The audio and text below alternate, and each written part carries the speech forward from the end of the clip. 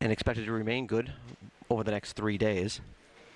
So no issues with that particular part of the forecast. The concern being that the weather we have currently around the Kennedy Space Center, described as socked in with clouds and a lot of rain and moisture, but it's a possibility that we'll have rain, not just showers, but rain and thunderstorms within 20 nautical miles of the shuttle landing facility, also about 20 minutes after liftoff, which should be important when we do our forecast related to the return to landing site abort emergency landing scenario. It's a highly unlikely scenario. We have to not actually try to make it in orbit, don't have enough power with the engines to go over to one of our European emergency landing sites, and have to return to the Kennedy Space Center about 20 minutes after liftoff. So we have to protect for that weather option as well. Mike Moses, the mission management team chair, said that it may be silly, some people might call us silly for trying to play in the rain this morning, but he said we're going to absolutely try for tanking. The shuttle launch director, Mike Leinbach, was in 100% agreement with him that trying for tanking is the right option to do, but throughout the overnight and closer to the dawn, early morning hours, around 6 and 7 o'clock, they'll keep their eye on the forecast, of course, all night long. But around that time, they'll start getting very focused look on the weather and see whether it's the right thing to proceed towards launch or whether the forecast really is getting worse and not something we should actually try for a launch attempt, but we'll look at perhaps standing down at that point. But at least at the moment, tanking operations are set to begin momentarily. And a unanimous agreement that it's the right thing to do by trying tanking. And as they said, get some of the road underneath them and look for that break in the forecast. And we'll see whether we can hold back the storms of postponement for this morning and get ourselves a launch attempt.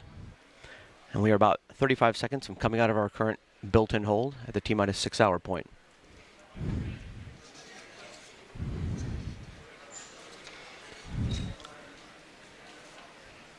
When the count does resume, we'll go for 3 hours and then stop at the T-minus 3 hour point, which is also approximately the same time we should be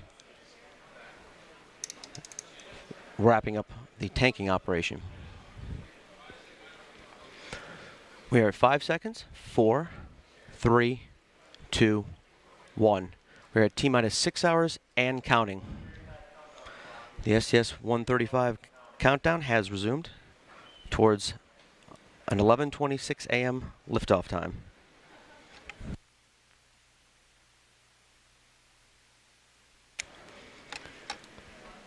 Turning our attention now a moment to the mission for Atlantis' STS-135 flight. There is an old English proverb that says there is an end to everything, to good things as well. And this is the beginning of the end of the space shuttle era, is this morning, with the final launch of a shuttle, Atlantis' STS-135 mission. I'm discussing mission managers and engineers that are directing and monitoring Atlantis' countdown on Kennedy's Launchpad 39A from about 3 miles away in firing room number 4 here in the Launch Control Center. The launch pad that you're looking right now at the Launch Control Center, firing room number 4. This team is preparing to start the fueling operations.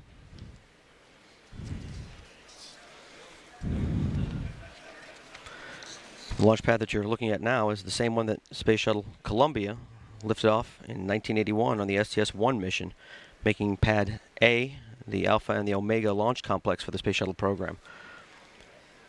There are 4 astronauts who are currently still in their sleep period at Kennedy's Operations and Checkout building, about a 10-mile drive from the launch pad.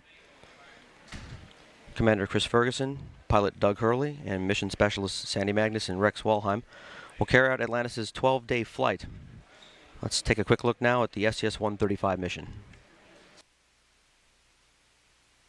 4 veteran astronauts Atlantis STS-135 mission will fly the multi-purpose logistics module Raffaello, packed with supplies, to the International Space Station. During the 12-day flight, Mission specialists will use the shuttle's robotic arm to lift Raffaello from the shuttle's payload bay and hand it off to the station's robotic arm for temporary attachment to the Harmony node segment. Crew members will transfer hardware, experiments, and logistics from Raffaello to the space station. Atlantis also will deliver to the outside of the station an experiment to investigate the potential for robotically refueling satellites and return a failed station ammonia cooling system pump to help NASA better understand the failure mechanism and improve future pump designs. Among the other items that Atlantis will carry is a U.S. honor flag that has been flown nationwide at Ground Zero in New York City and throughout the world to honor heroes who have lost their lives while serving their community and country. After the flag returns to Earth, it will continue as a traveling memorial. The STS-135 mission is the final flight for Atlantis and NASA's last space shuttle mission.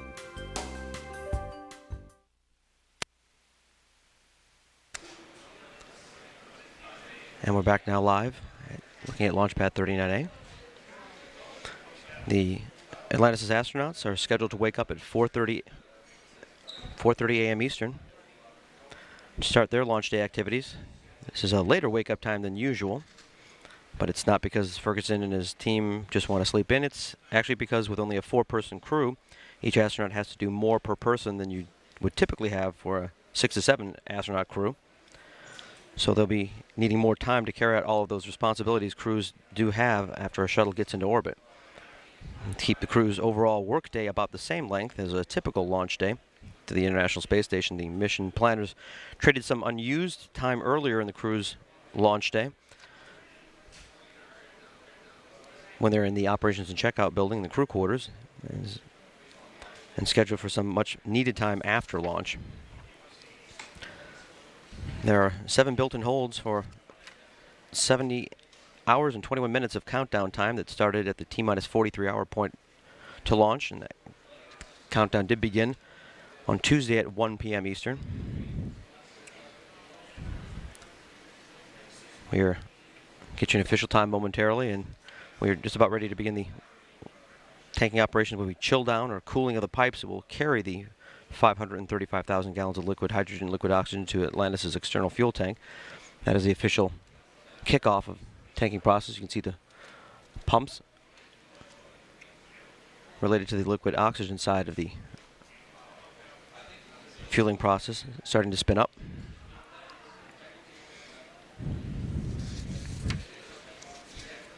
Looking at the STS-135 mission by the numbers, this is the 135th shuttle flight and the 37th shuttle mission to the International Space Station. This will be Atlantis' 33rd mission overall, and yes, obviously it's its last flight. Currently, STS-135 is a 12-day flight, but with a launch this morning, and once Atlantis gets to the space station, and managers can assess how well the crew is conserving the cryogenic reactants of the shuttle's 3 electricity-producing fuel cells, they may add an additional dock day to the mission. So that could put landing either on July 20th or around 7 a.m. Eastern, or July 21st, a little after 6 a.m. Eastern. Once Atlantis does safely return to the Kennedy Space Center, it will begin a slow deservicing process in preparation to eventually put on public display. And teams here won't have to take it very far, actually just down the road. Kennedy Space Center Visitor Complex has the honor of to display Atlantis, the only space shuttle NASA will keep. Discovery is going to the Smithsonian outside of Washington, D.C., and Endeavour to the California Science Center in Los Angeles. NASA will transport the shuttles to their respective public display sites starting next spring. So this will be the last flight for Atlantis, the 4th of the space shuttle fleet for NASA, which flew its maiden voyage almost 26 years ago. Again, the launch team is not working any issues right now that would prevent us from launching on time at 11:26 a.m. Eastern, but you are going to be hearing us talk about this all night long. We'll be closely watching the weather, and that is our main concern for the possibility of not being able to launch this morning. But right now we still have a 30% chance, and that's what mission managers are hoping we'll get that break in the weather at that time and gives us a chance to begin the STS-135 mission to the International Space Station. At T-minus 5 hours, 53 minutes, and 5 seconds, this is Shuttle Launch Control.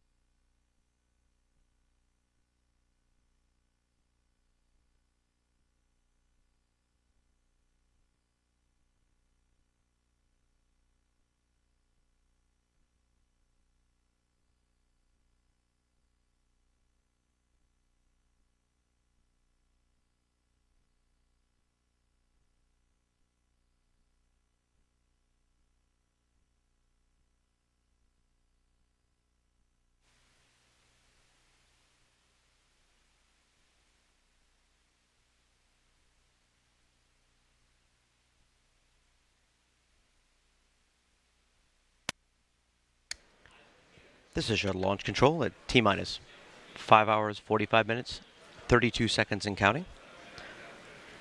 Launch teams are not working any issues right now. They would prevent us from launching on time at 11:26 a.m. Eastern. The only issue that we'll be talking about all night long is the forecast.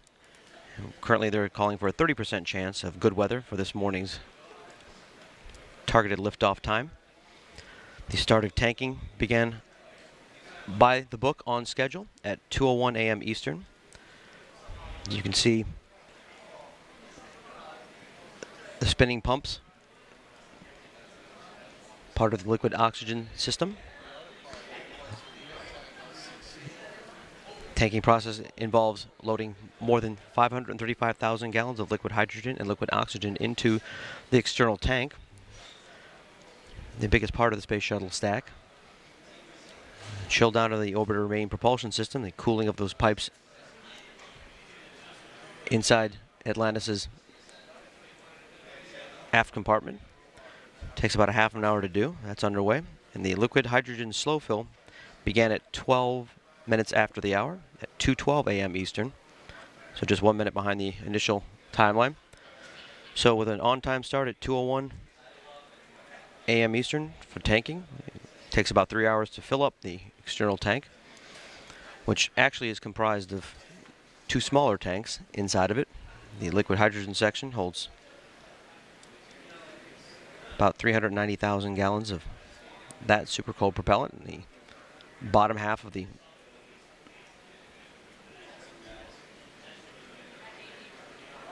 liquid oxygen part, and the upper part of the external tank. As you can see, it's separated by that ribbed section, which is known as the inner tank area of the external tank. So liquid hydrogen stored below, and above that, near the top, is the liquid oxygen side, and that middle section is a empty space in between wires and whatnot, but it's an open space that acts as a buffer that separates the two propellant tanks on the inside.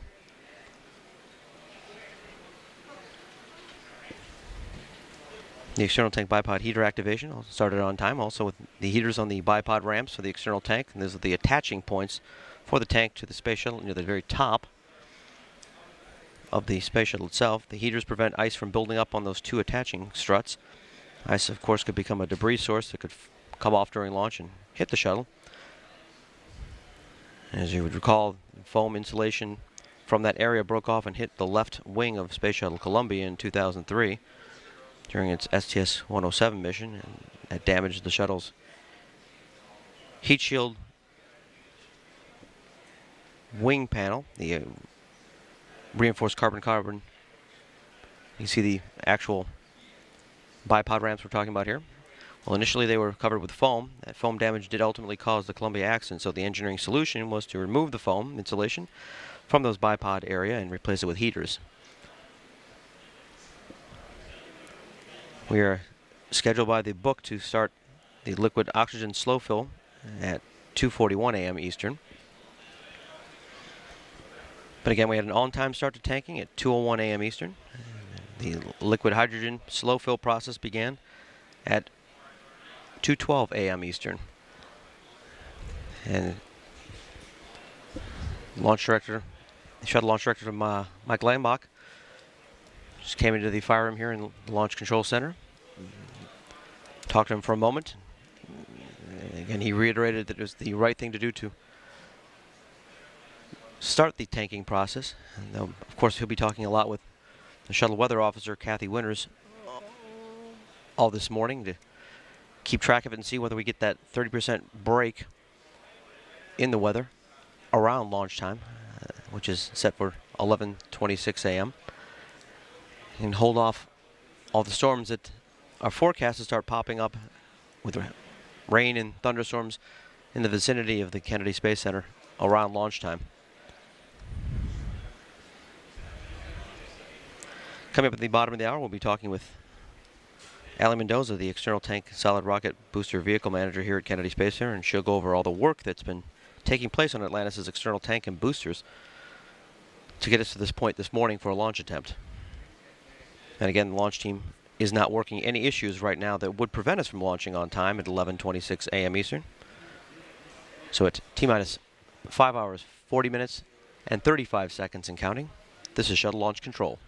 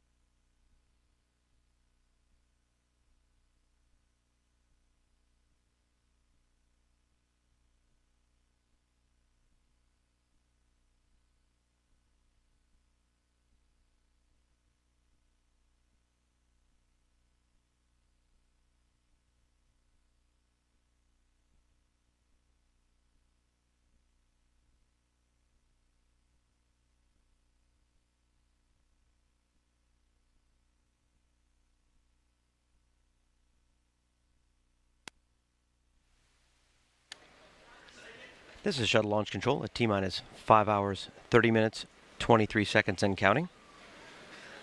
Launch teams are not working any issues right now that would prevent us from launching on time at 11:26 a.m. Eastern. Currently, forecasters are calling for a 30% chance of good weather for this morning's launch of Space Shuttle Atlantis on its STS-135 mission to the International Space Station. And it's obviously that 30% chance of good weather means there's a 70% chance of not having good weather, and that's really what we're going to be watching all morning long as we head towards our targeted liftoff time at 11:26 a.m. The possibility of thunderstorms and rain to be enveloping the Kennedy Space Center area along Florida's central east coast. And that's going to have our attention pretty much the entire night long. The mission management team said it was the right thing to do to go with the tanking operation, which began on time at 2:01 a.m. Eastern. And that's the process of loading about 535,000 gallons of liquid hydrogen, liquid oxygen into the tank. It takes about 3 hours to fill the 154-foot tall external tank with those two super cold propellants. And those propellants are used to fuel the shuttle's 3 main engines during the 8.5-minute climb into orbit. Liquid hydrogen slow fill process began at 2:12 a.m. Eastern. And we're set to begin the liquid hydrogen slow fill process at 2:41 a.m. During their 12-day mission, Atlantis' 4 veteran astronauts will bring more than 8,100 pounds of cargo to the space station. It includes food, equipment, research materials, and critical spare parts that will keep the station in good supply shape through 2012. Coming up in a couple minutes, we'll be talking with Ali Mendoza, the external tank solid rocket booster vehicle manager here at Kennedy Space Center. She'll be with us, joining us momentarily. In the meantime, again, launch team is not working any issues that would prevent us from launching on time at 11:26 a.m. Eastern. So at T-minus 5 hours, 27 minutes, and 55 seconds and counting, this is Shuttle Launch Control.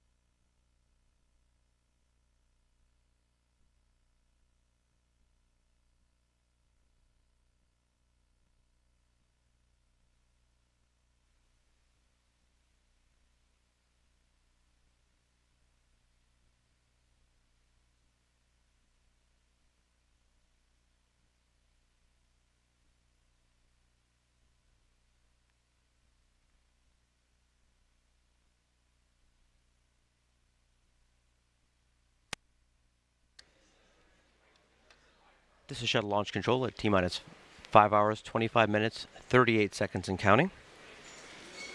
The launch team is not working any issues right now that would prevent us from launching on time at 11:26 a.m. Eastern. Currently, forecasters are calling for a 30% chance of good weather for this morning's launch of Space Shuttle Atlantis on its STS-135 mission to the International Space Station.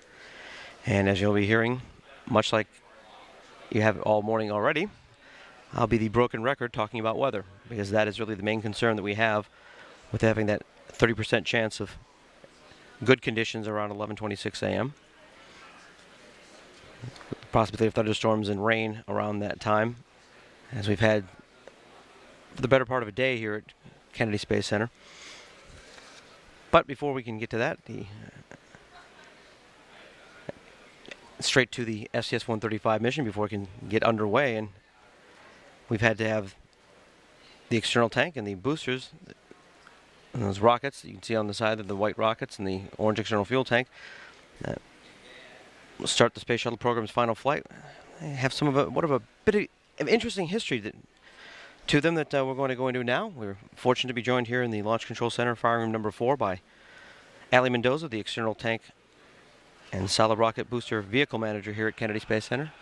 Good morning. Thank you for talking to us and taking a few minutes out. A relatively dry times right now out there, but keep our fingers crossed and see what happens later in the morning. Thanks for joining us. Good morning, Alex. Thank you.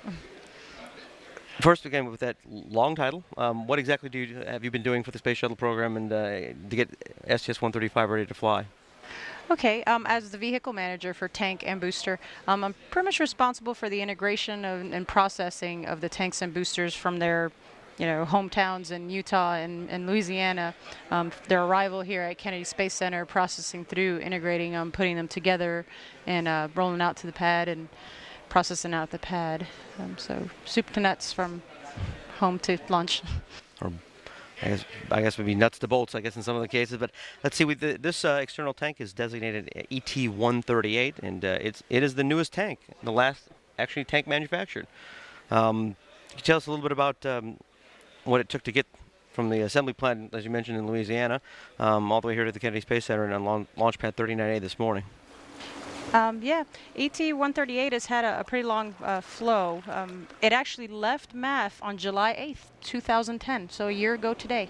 It left MAF. It arrived here July 13th, and as you see here on the film, it comes on the barge, and the barge is pulled by the SRB retrieval ships and into the Port Canaveral. It takes about a 5-day trip.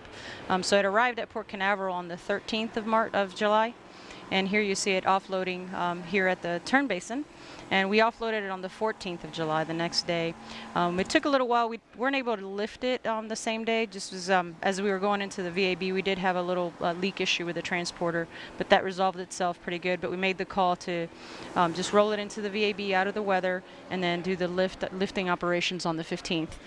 So what you're seeing here is the actual lift. We bring it off the transporter in a horizontal position, and then we slowly rotate it to a vertical position before bringing it into the checkout cell.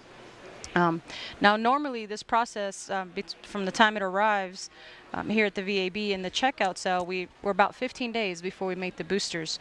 ET-138 has had a long extended time in this checkout cell, for a little over 9 months. And during that time frame, and here you see it in the checkout cell, we actually did x-rays of the LO2 flange stringers, and we also did the stringer radius block mod from the previous 2 tanks that we had issues with, and just to make sure that this is a good tank and very well. So here you see it lifting out of the checkout cell, and we move it across to the high bay where the boosters are. So it's a very high view. What you're seeing here is from floor level up. It's about 30-some stories up in the air as it moves across. And right now it has been lowered in between the 2 boosters, and the boosters actually arrived also like May of 2010, so they were here for an extended amount of time as well. We did this operation was on April 25th, actually. And after this, the orbiter would come over, we roll out to the pad, and there's nice, beautiful shots of our early morning rollout. Now, while we were at the pad, though, we did do a tanking test on June 15th.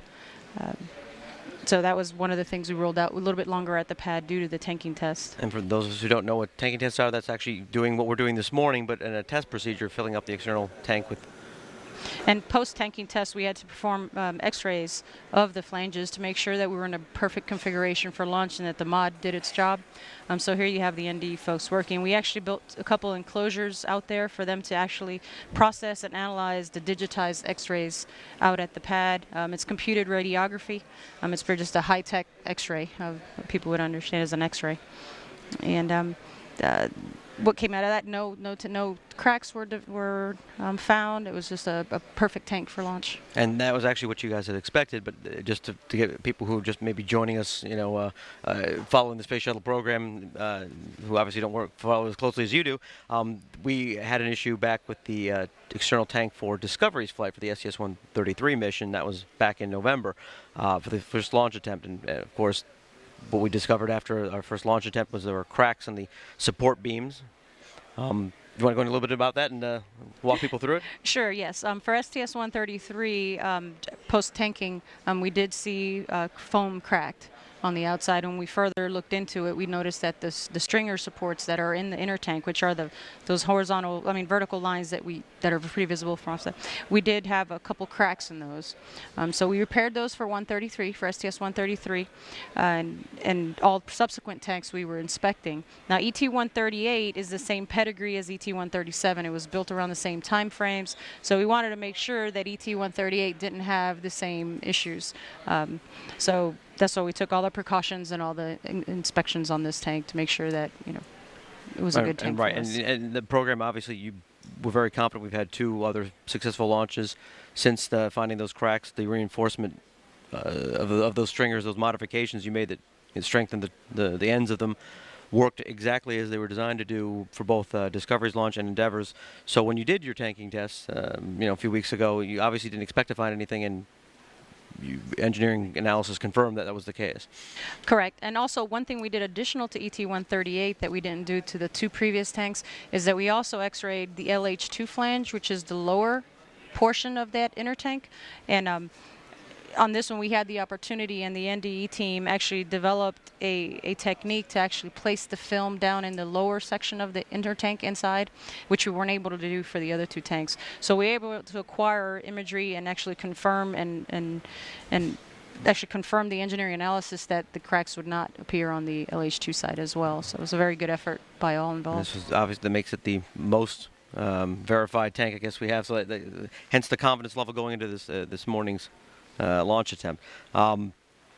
Just in case, and we mentioned this a couple minutes ago when you were looking at the video, just to make sure that everyone realizes, even though it had a longer amount of time here at Kennedy Space Center, both the external tank and the solid rocket boosters, that's obviously no reason for concern, right?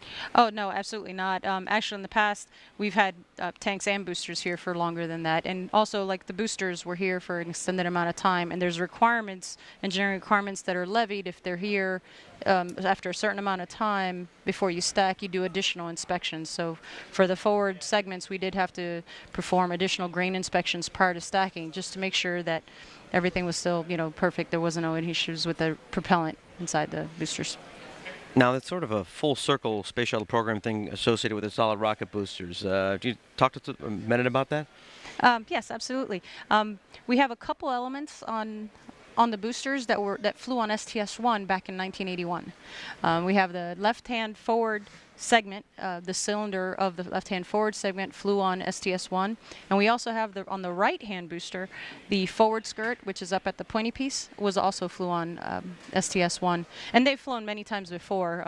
Like the segment has flown 8 times, and the forward skirt has flown 13 times. So they are reused, but it's kind of neat that it was STS-1 and on the final STS-135 mission. It really is, and that's obviously the important part that people realize, that we do pick them back up out of the water after launches, and you do refurbish them and put them back into service, and you've got a couple of pieces that really verify that when you go back for 30 years of flights. Absolutely, yes, they are reusable. So this is obviously, we can't avoid talking about this. This is the final space shuttle flight ever. So you've been with the program for some time. Please take a couple minutes, if you wouldn't, and this is my Oprah moment to see whether I can get you to tear up. Yes, that's exactly what. No, there's no crying in spaceflight. That's right. But could you take a couple minutes and just let us, how does this make you feel? I guess it is disheartening to see the space shuttle program end. We've worked on it for so long, and we have a one-of-a-kind, amazing team that has worked so hard.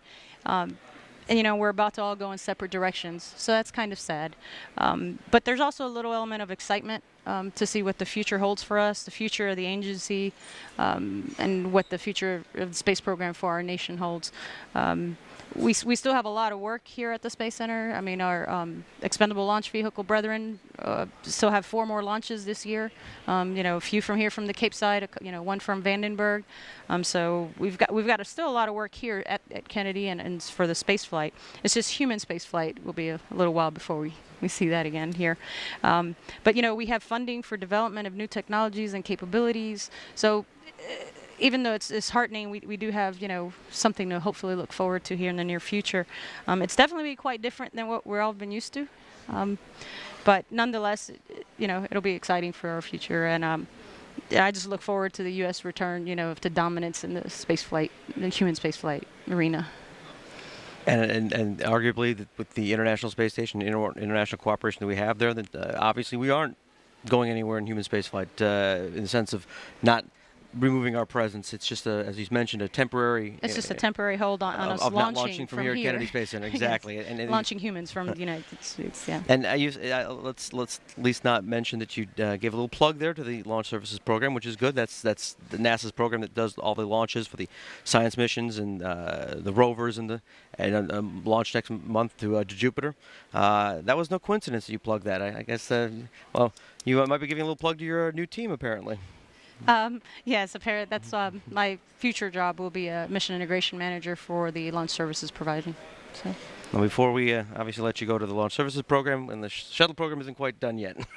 Oh no, not at all. And actually, I wanted to mention, when I mentioned the team that we have, just amazing team. It's not just the folks here at Kennedy, the folks in the fire room, and everybody knows about all the major contractors that we have, the ATKs, the Lockheed Martins, the Boeings, the Hamilton Sunstrands, those guys. But there's thousands of team members around the country that have provided nuts and bolts and refurbishment. The orbiter itself has about 2,200, at least 2,200 contractors that support us with things as small as bolts to nuts, and you have tank side and the booster side. Just quickly the boosters here, just the forward assemblies and the aft skirts, you have over 450 vendors that provide some type of support around the country for us. So it's not just the folks here, and it was just been such amazing to work with such a multifaceted team, and the support that we get from across the country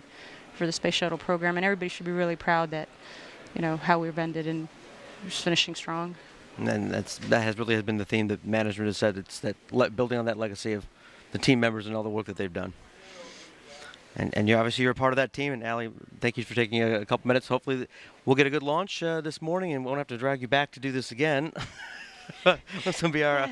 Have you done your rain dance for the day? I think somebody has already done that, and that's why we may have an issue this morning.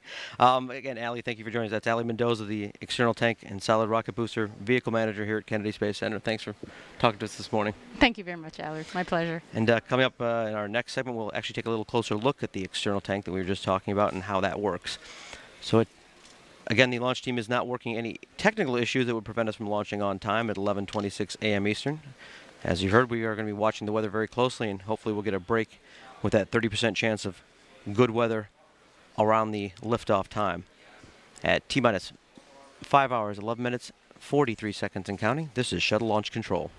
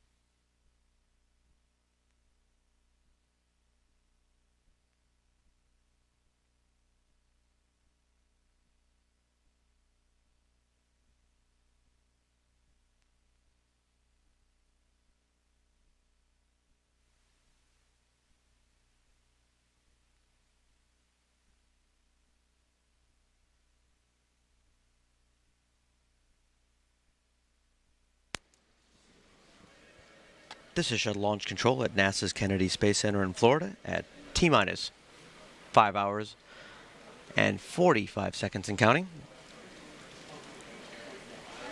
Launch teams are not working any issues right now that would prevent us from launching on time at 11:26 a.m. Eastern.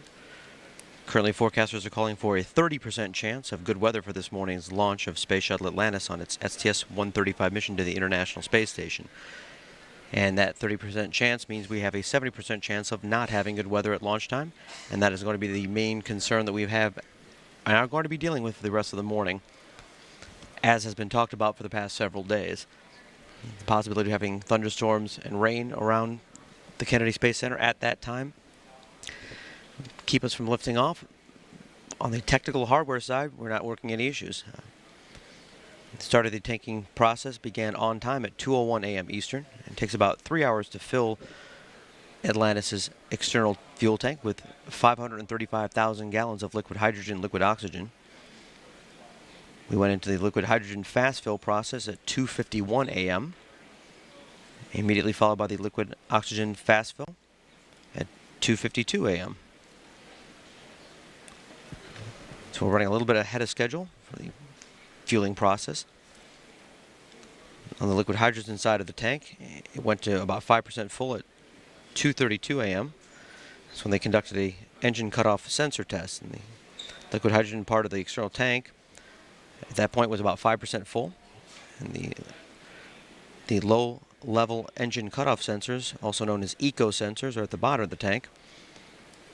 At that point, they're covered over to test to make sure that all 4 sensors are working properly. The computer simulates a dry command sent, and the teams monitor the sensor's performance.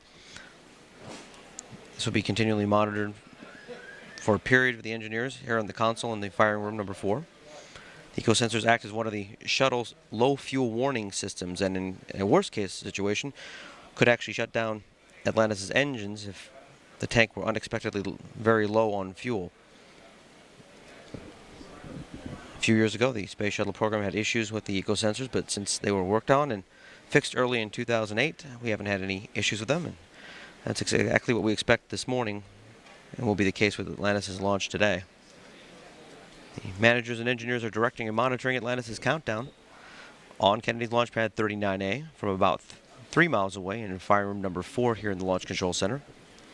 About 90 minutes ago, the Space Shuttle program managers met, and the mission management team gave unanimous approval to go ahead with the fueling operations for this morning. You can see the Launch Control Center here, about 3 miles away from where Atlantis is sitting. And on time, the team started the fueling process. Tanking got underway at 2:01 a.m. Eastern. And it takes about 3 hours to fill the tank. Those 2 super cold propellants are used to fuel the shuttle's 3-man engines during the 8.5-minute climb into orbit. There are expected to be no weather issues with our transoceanic abort landing sites in Europe. Zaragoza, Spain is our prime emergency landing site, our prime TAL site. And again, good forecasts actually pretty much for the next 3 days for those particular landing sites. Atlantis' STS-135 mission will bring more than 8,100 pounds of cargo to the space station. It's all packed inside the Raffaello multi-purpose logistics module inside Atlantis' payload bay. More than a third of that 8,100 pounds is food for future station crews. With the supplies aboard Atlantis, the International Space Station will be in good shape through all of 2012, when U.S. commercial companies under contract with NASA are expected to begin resupply flights to the space station. Atlantis' 4 astronauts also are bringing in an experiment called the Robotic Refueling Mission, which will be put on the station, on the exterior, and during the next 2 years, with the Canadian Dexter robot arm. We'll test tools and technology and techniques to robotically refuel satellites. The crew also will be returned to Earth a failed space station cooling system ammonia pump. And the flight also has 1 spacewalk associated with it, which will actually be carried out by the 2 space station astronauts and supported by Atlantis' crew members. Looking at the STS-135 mission by the numbers, this is the 135th shuttle flight and the 37th shuttle mission to the International Space Station. This will also be Atlantis' 33rd mission overall, and yes, obviously its last flight.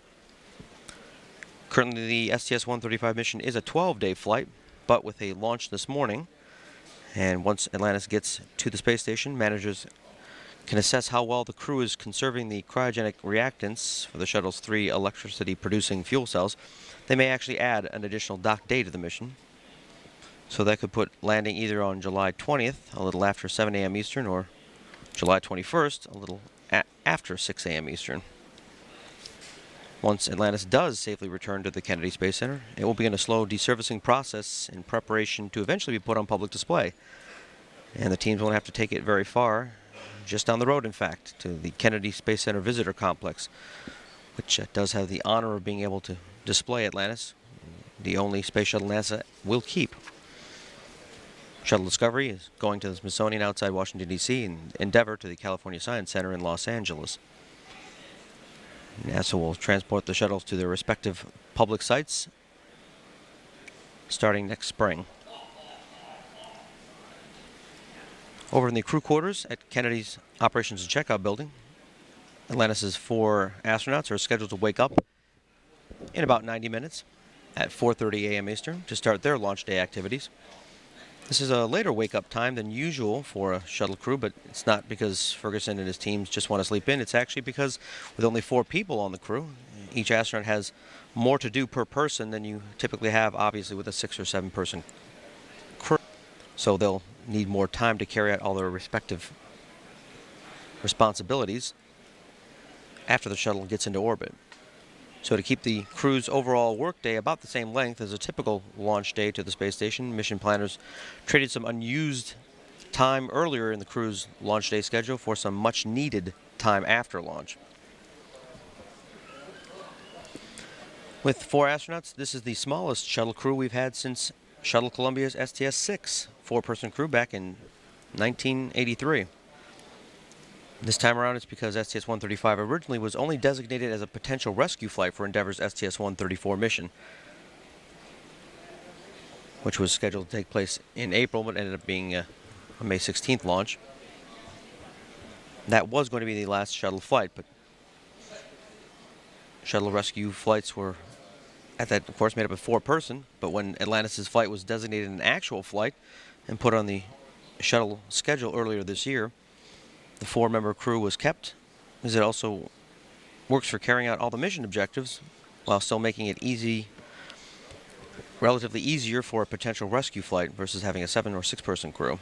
Only this time, a rescue flight will be carried out using Russian Soyuz spacecraft. Since there are no more shuttle flights, obviously, to mount a potential rescue mission to the space station, in the unlikely event that Atlantis would be damaged somehow that would prevent it from making a re-entry, the plan is to have Atlantis' astronauts become long-term space station crew members and then, over the coming months, stagger their departure and have them fly down on Soyuz spacecraft as part of the originally scheduled crew rotations. So that means Atlantis' crew would be staying aboard the station a lot longer than they had planned into 2012. Of course, we actually don't expect that to happen, but it's good to have that worst-case plan prepared just in case. The pilot for STS-135 is Doug Hurley. He's a 44-year-old U.S. Marine colonel who will be taking his 2nd trip into space. Hurley says shuttle crews on flights to assemble the International Space Station have carried out some of the most complicated missions in all of human spaceflight. I would argue that some of the space station assembly missions were the most complex space missions, including going to the moon, that we've ever done. I mean, these 16-day assembly missions with multiple days of robotics, 5 EVAs. I definitely would argue that from a complexity standpoint, we've not done anything more complex than those missions. Mission Specialist Rex Walheim will be making his 3rd trip into space, and all have been aboard Atlantis. The 48-year-old retired U.S. Air Force colonel has logged more than 24 days in space already and has conducted 5 spacewalks during his previous 2 Atlantis missions. As is tradition, each astronaut crew comes up with its own mission patch. Walheim says the STS-135 patch was designed with the end of the space shuttle era in mind. Well, we wanted to make it a celebration. We wanted to make it a happy patch that really encompasses the kind of history of the space shuttle program. So in some respects, it mirrors a little bit the STS-1 patch with the full shuttle on there.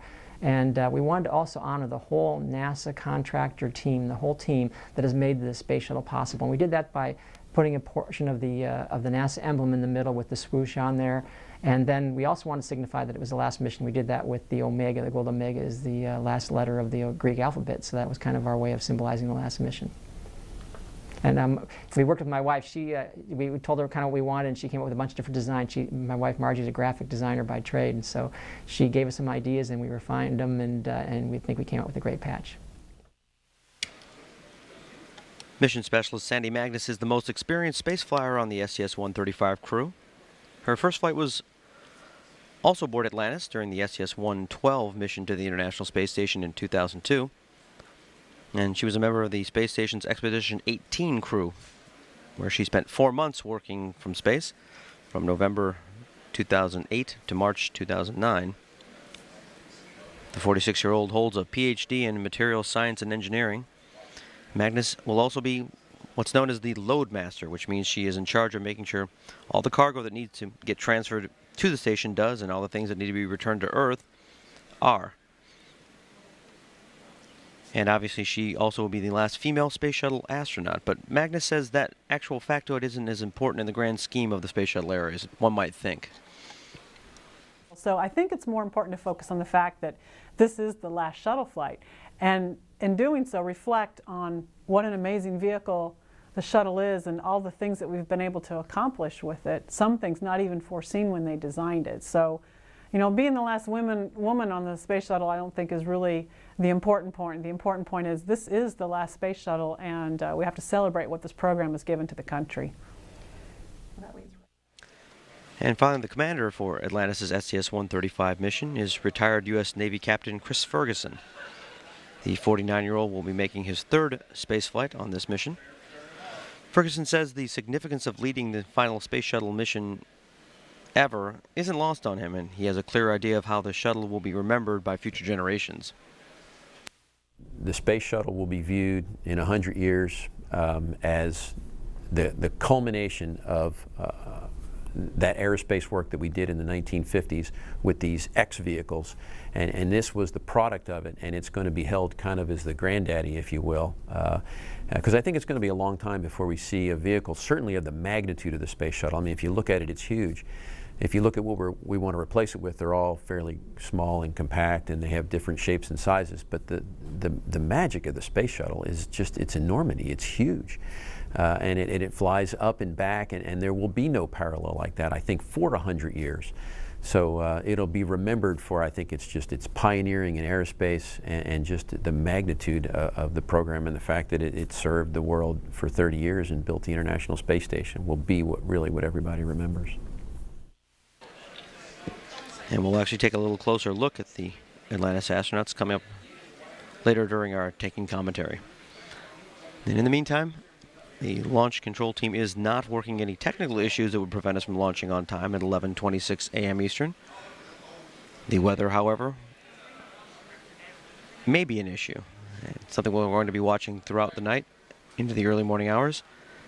Teams will take a closer look in the 6 to 7 o'clock time frame and continue evaluations of the weather and see whether we have a shot at the 11:26 targeted liftoff time, or if circumstances come up with the thunderstorms that are predicted to pop up and rain to inundate this particular area known as the Space Coast along Florida's central east coast. If that actually takes place,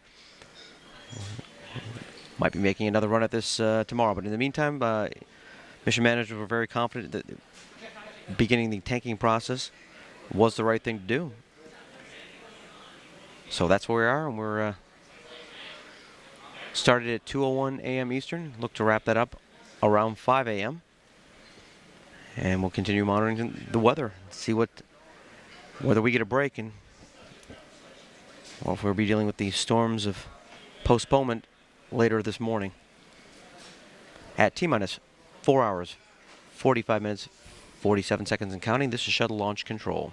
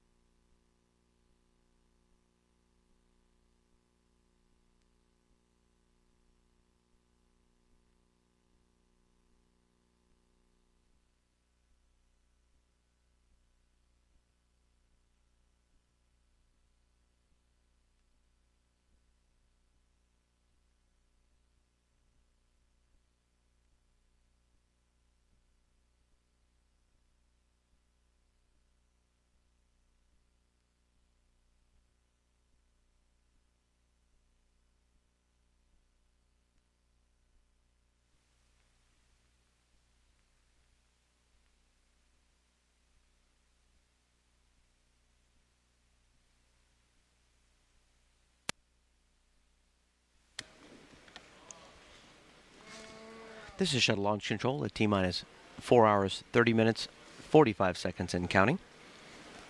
Launch teams are not working any issues right now that would prevent us from launching on time at 11:26 a.m. Eastern. Currently, forecasters are calling for a 30% chance of good weather for this morning's launch of Space Shuttle Atlantis on its STS-135 mission to the International Space Station. And with that 30% chance of good weather comes, of course, the opposite side, which is 70% of not having acceptable weather around the launch time. And that's unacceptable weather in the form of thunderstorms and rain around Kennedy Space Center. Moving up from the south to the north, as has been the case over the past day or so.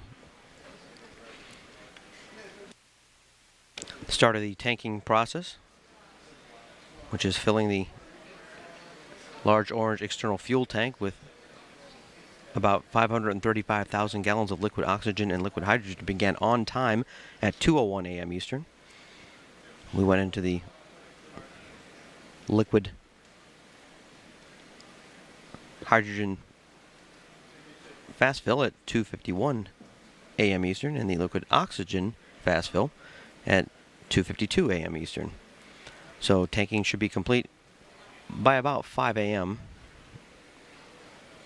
or perhaps a little earlier than that, since they've been running a little ahead of the tanking process schedule. During their 12-day mission, Atlantis' 4 veteran astronauts will carry to and from the International Space Station the Raffaello Multi-Purpose Logistics Module. And this will be the 4th flight for Raffaello. Last time it flew was aboard Shuttle Discovery for the STS-114 return-to-flight mission in 2005. But this time around, Raffaello is packed with more cargo than any other MPLM has ever been packed with. More than 8,100 pounds of supplies, and about a third of that food for future station crews. There's science gear, such as a new ultrasound machine for medical and biological research, and an advanced carbon dioxide scrubber technology demonstrator.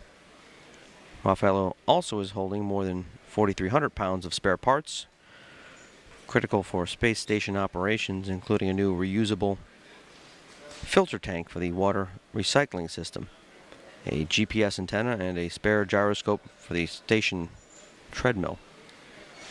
All in all, the 6 months worth of supplies Atlantis and its crew are bringing to the space station are intended to keep the station in good shape through all of next year, through 2012. Next year is when 2 commercial U.S. companies NASA has contracts with, that's SpaceX and Orbital Sciences. That's when they're expected to begin regular cargo flights to the International Space Station and take over the U.S. resupply responsibilities for the station that the shuttles have been doing. In addition to the resupply of the space station, there are more than a dozen experiments that will be carried out during the STS-135 mission, and that's on top of the 115 integrated experiments already taking place aboard the International Space Station. Some of these short-duration experiments that will be conducted during the STS-135 flight are 2 studies looking at combating bone loss in astronauts, including one that will check the effectiveness of experimental drug therapies. Another study will look at using experimental therapeutic countermeasures to stop muscle atrophy. There are also some planned experiments for long-term space flights that could also address food supply issues here on Earth. The crew will test a system designed to convert dirty water into a fortified drink that could be used for spacewalking astronauts or an emergency backup water supply for the space station, as well as using for possible use in future long-term space exploration flights. After undocking, Atlantis' crew will launch a very small satellite for the Defense Department called the PicoSat Solar Cell Experiment for the Defense Department, which will relay data back to engineers on the ground on the performance of the solar cells on the 5-inch by 5-inch by 10-inch satellite. Atlantis also will be delivering new experiments to the space station for longer-term study. These include further evaluations of a salmonella vaccine, a Defense Department experiment studying the effects of tissue regeneration and wound healing in space, and using 2 different types of commercially available smartphones to test for potential use as navigation aids and as a mobile assistant for astronauts aboard the station. The largest experiment that's being brought to the space station is a washing machine-sized device that is designed to test new technologies and techniques to robotically refuel satellites in space, even ones that were never originally intended to be refueled in space. It's called the Robotic Refueling Mission, or RRM, and it will be installed on the outside of the station during the mission's only spacewalk, which will be carried out by 2 space station astronauts. During the next 2 years, the RRM will use the station's Canadarm robotic arm 2, known as Canadarm 2, along with the station's robotic hand, the Dexterous Manipulator System, or Dexter, to test these tools and hardware in and on the RRM. So let's take a few minutes now and take a closer look at the Robotic Refueling Mission experiment.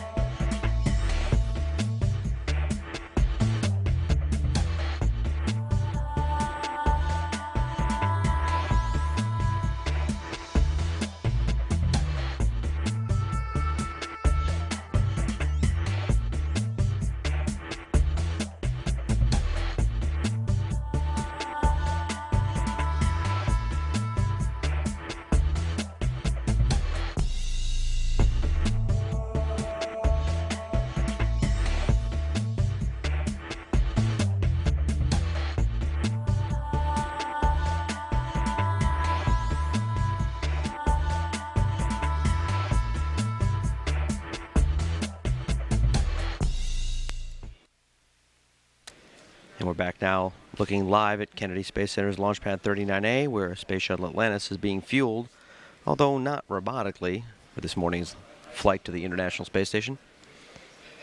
As we've been saying, launch teams are not working any technical issues right now that would prevent us from launching on time at 11:26 a.m. The only potential issue is that forecast of 70% no-go weather around our scheduled liftoff time. Potential of thunderstorms and rain might keep us on the ground here an extra day in Florida. But the launch team would like to be guardedly optimistic about having that 30% chance of favorable weather and more drying conditions actually be around on 11:30 this morning, and get that shot at starting Atlantis' STS-135 mission to the space station. At T-minus 4 hours, 22 minutes, 5 seconds and counting, this is Shuttle Launch Control.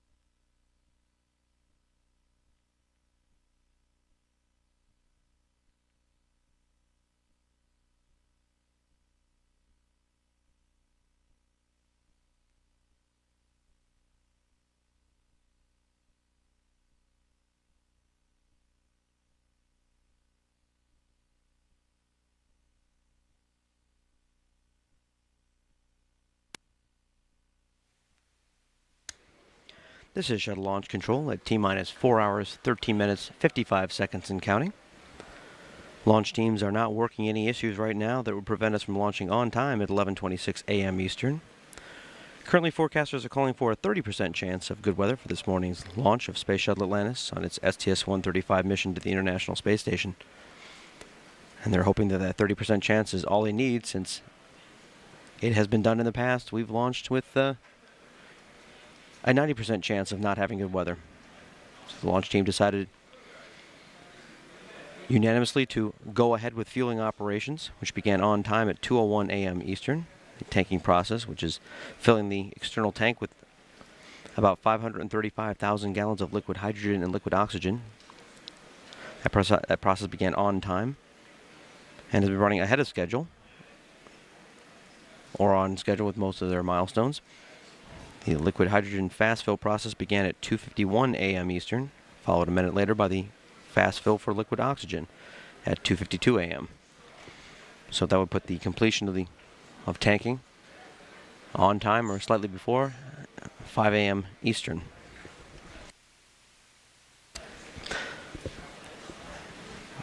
Out in the Atlantic Ocean, there are a couple of NASA ships that are standing by to see whether we launch this morning. Those two ships, the booster retrieval ships Liberty Star and Freedom Star, left port yesterday morning to be in position in the Atlantic this morning to recover the solid rocket boosters. Boosters land in the Atlantic Ocean approximately 7 minutes after liftoff.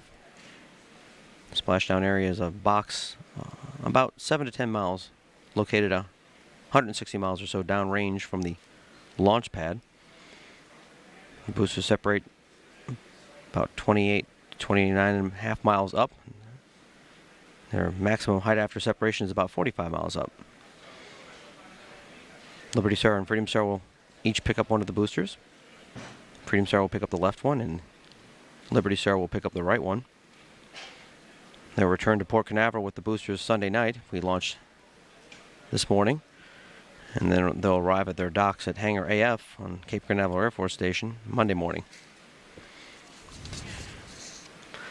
Obviously, during the tanking process, as you'd imagine, the external fuel tank is the main focus of attention for the launch countdown.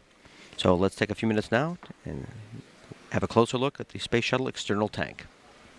A space shuttle requires more than 500,000 gallons of fuel and oxygen to power its engines for the crucial climb to orbit. That is far too much propellant for a shuttle to store on board, so it carries a fuel tank along that is jettisoned as the shuttle reaches orbit. That fuel tank is called the external tank, or ET, and this is how it works. The external tank is the familiar orange structure that dominates most images of the shuttle at liftoff. At more than 15 stories tall, it's the largest single part of a shuttle stack. It's so large that a barge is used to haul it from its manufacturing plant in Michoud, Louisiana, to NASA's Kennedy Space Center in Florida, where it is processed for a mission. It gets its unique signature orange color from the foam insulation sprayed on the tank's aluminum structure. The insulation helps the tank act as a thermos bottle to keep the supercold propellants from evaporating too quickly. It also helps prevent ice from forming on the tank's exterior and promotes the right aerodynamic shape for launching into space. The main job of the tank is to hold about 535,000 gallons of supercold liquid hydrogen and liquid oxygen. The chemicals are funneled from the tank into the shuttle's 3 main engines at liftoff and throughout the shuttle's 8.5-minute climb into space. During the Space Shuttle fleet's 30 years of operation, the tank, like the shuttle itself, has undergone numerous upgrades and weight-saving improvements.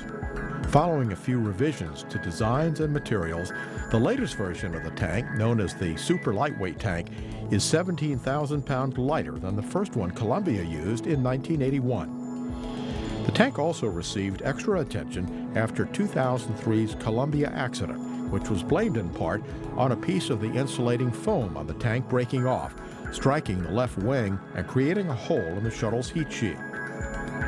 Engineers implemented changes to the foam and the way it is applied and refined before the next launch. Some foam was removed altogether to eliminate risk further.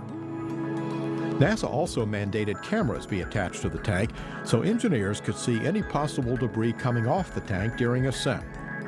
By providing the propellants for the Space Shuttle's main engines during launch, the external tank plays a critical role in the Space Shuttle program, and that is how it works.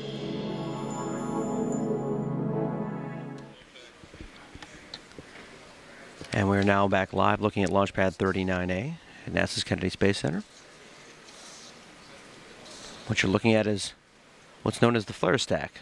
That burns off the excess hydrogen gas. It goes through the, if you've been following the Space Shuttle program in the past year or so, you've heard this particular acronym used before, the GUP, the Ground Umbilical Carrier Plate. This particular interface between a venting hydrogen pipe that takes this excess hydrogen that comes off during the tanking process. As more liquid hydrogen is pumped into that portion of the tank, the excess gas is funneled out through this pipe and is sent to the flare stack, where it's burned off much like an oil refinery burns off the excess gas. We use the flare stack to burn off the excess hydrogen safely, about 750 feet from the pad. Of course, during the daytime, it's much more difficult to see, but in overnight hours like this, we get the question a lot that the fire is out at the launch pad. And in this case, it's a very good thing. We want that fire there. It's a controlled burn that allows us to make the shuttle and the launch pad actually safer.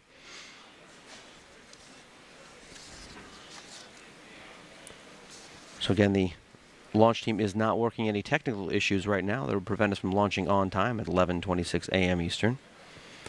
What we'll be doing is what often happens in the summer in Florida. You watch the weather.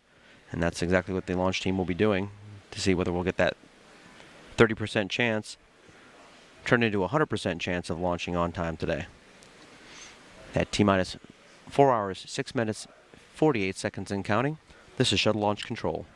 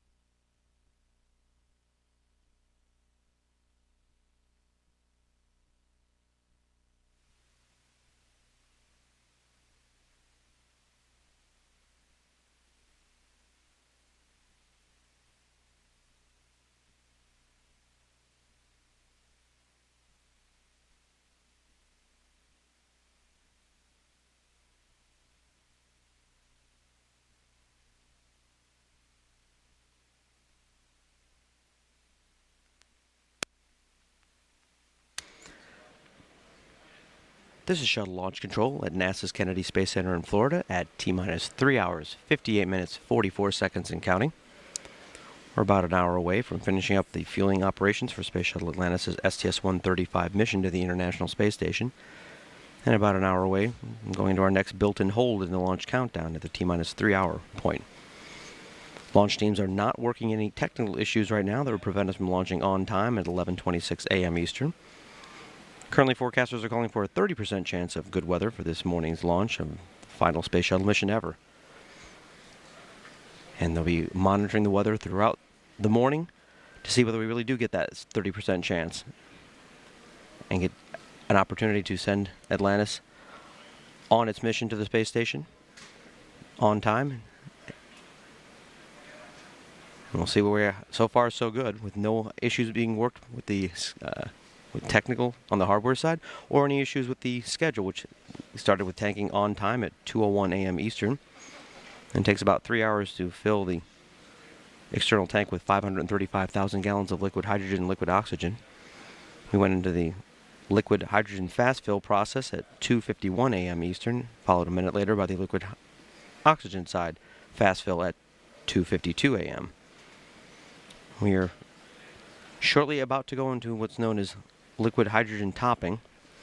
It means we're about 98% filled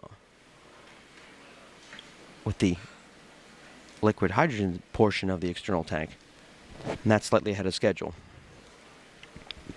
4 NASA astronauts, Commander Chris Ferguson, pilot Doug Hurley, and mission specialist Sandy Magnus and Rex Walheim, will carry out Atlantis' 12-day flight to resupply the space station. Let's take a closer look now at the STS-135 mission.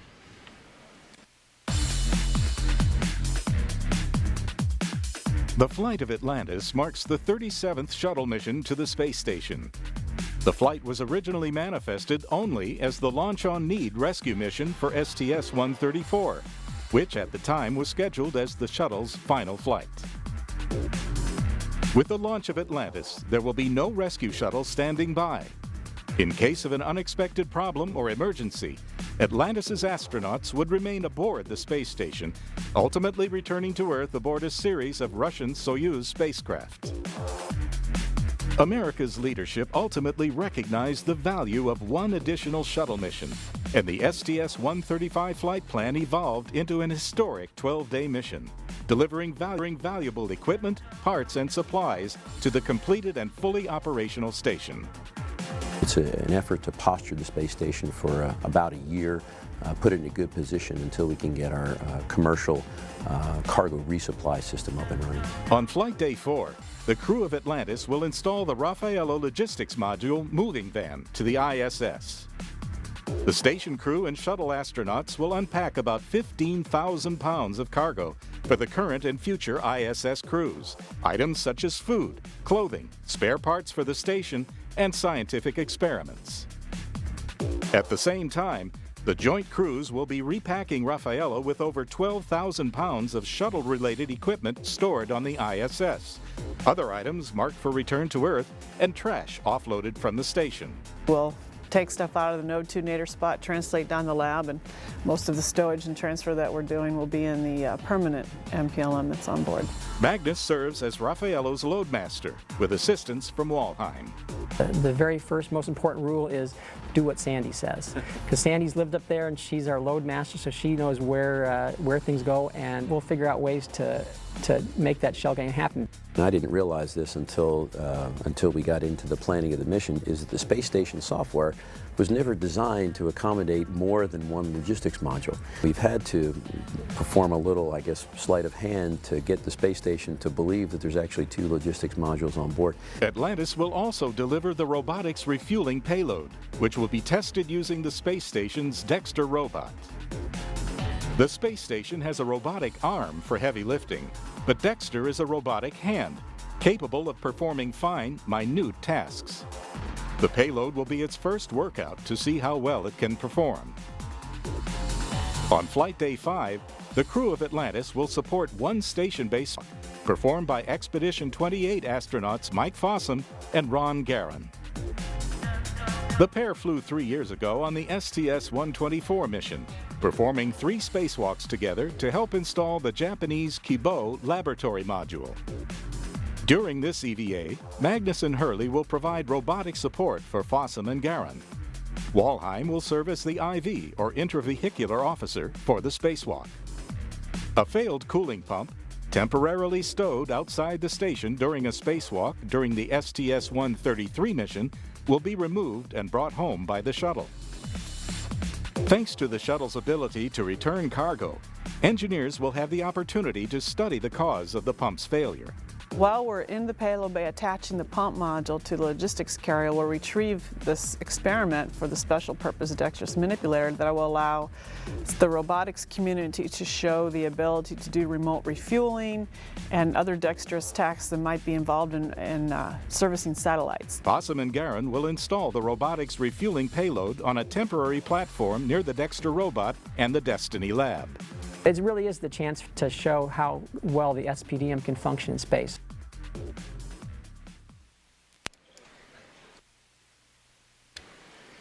And we're back now live looking at Launchpad 39A at NASA's Kennedy Space Center,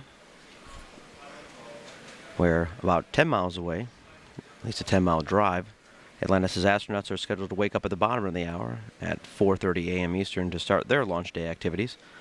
This is later than crews usually wake up.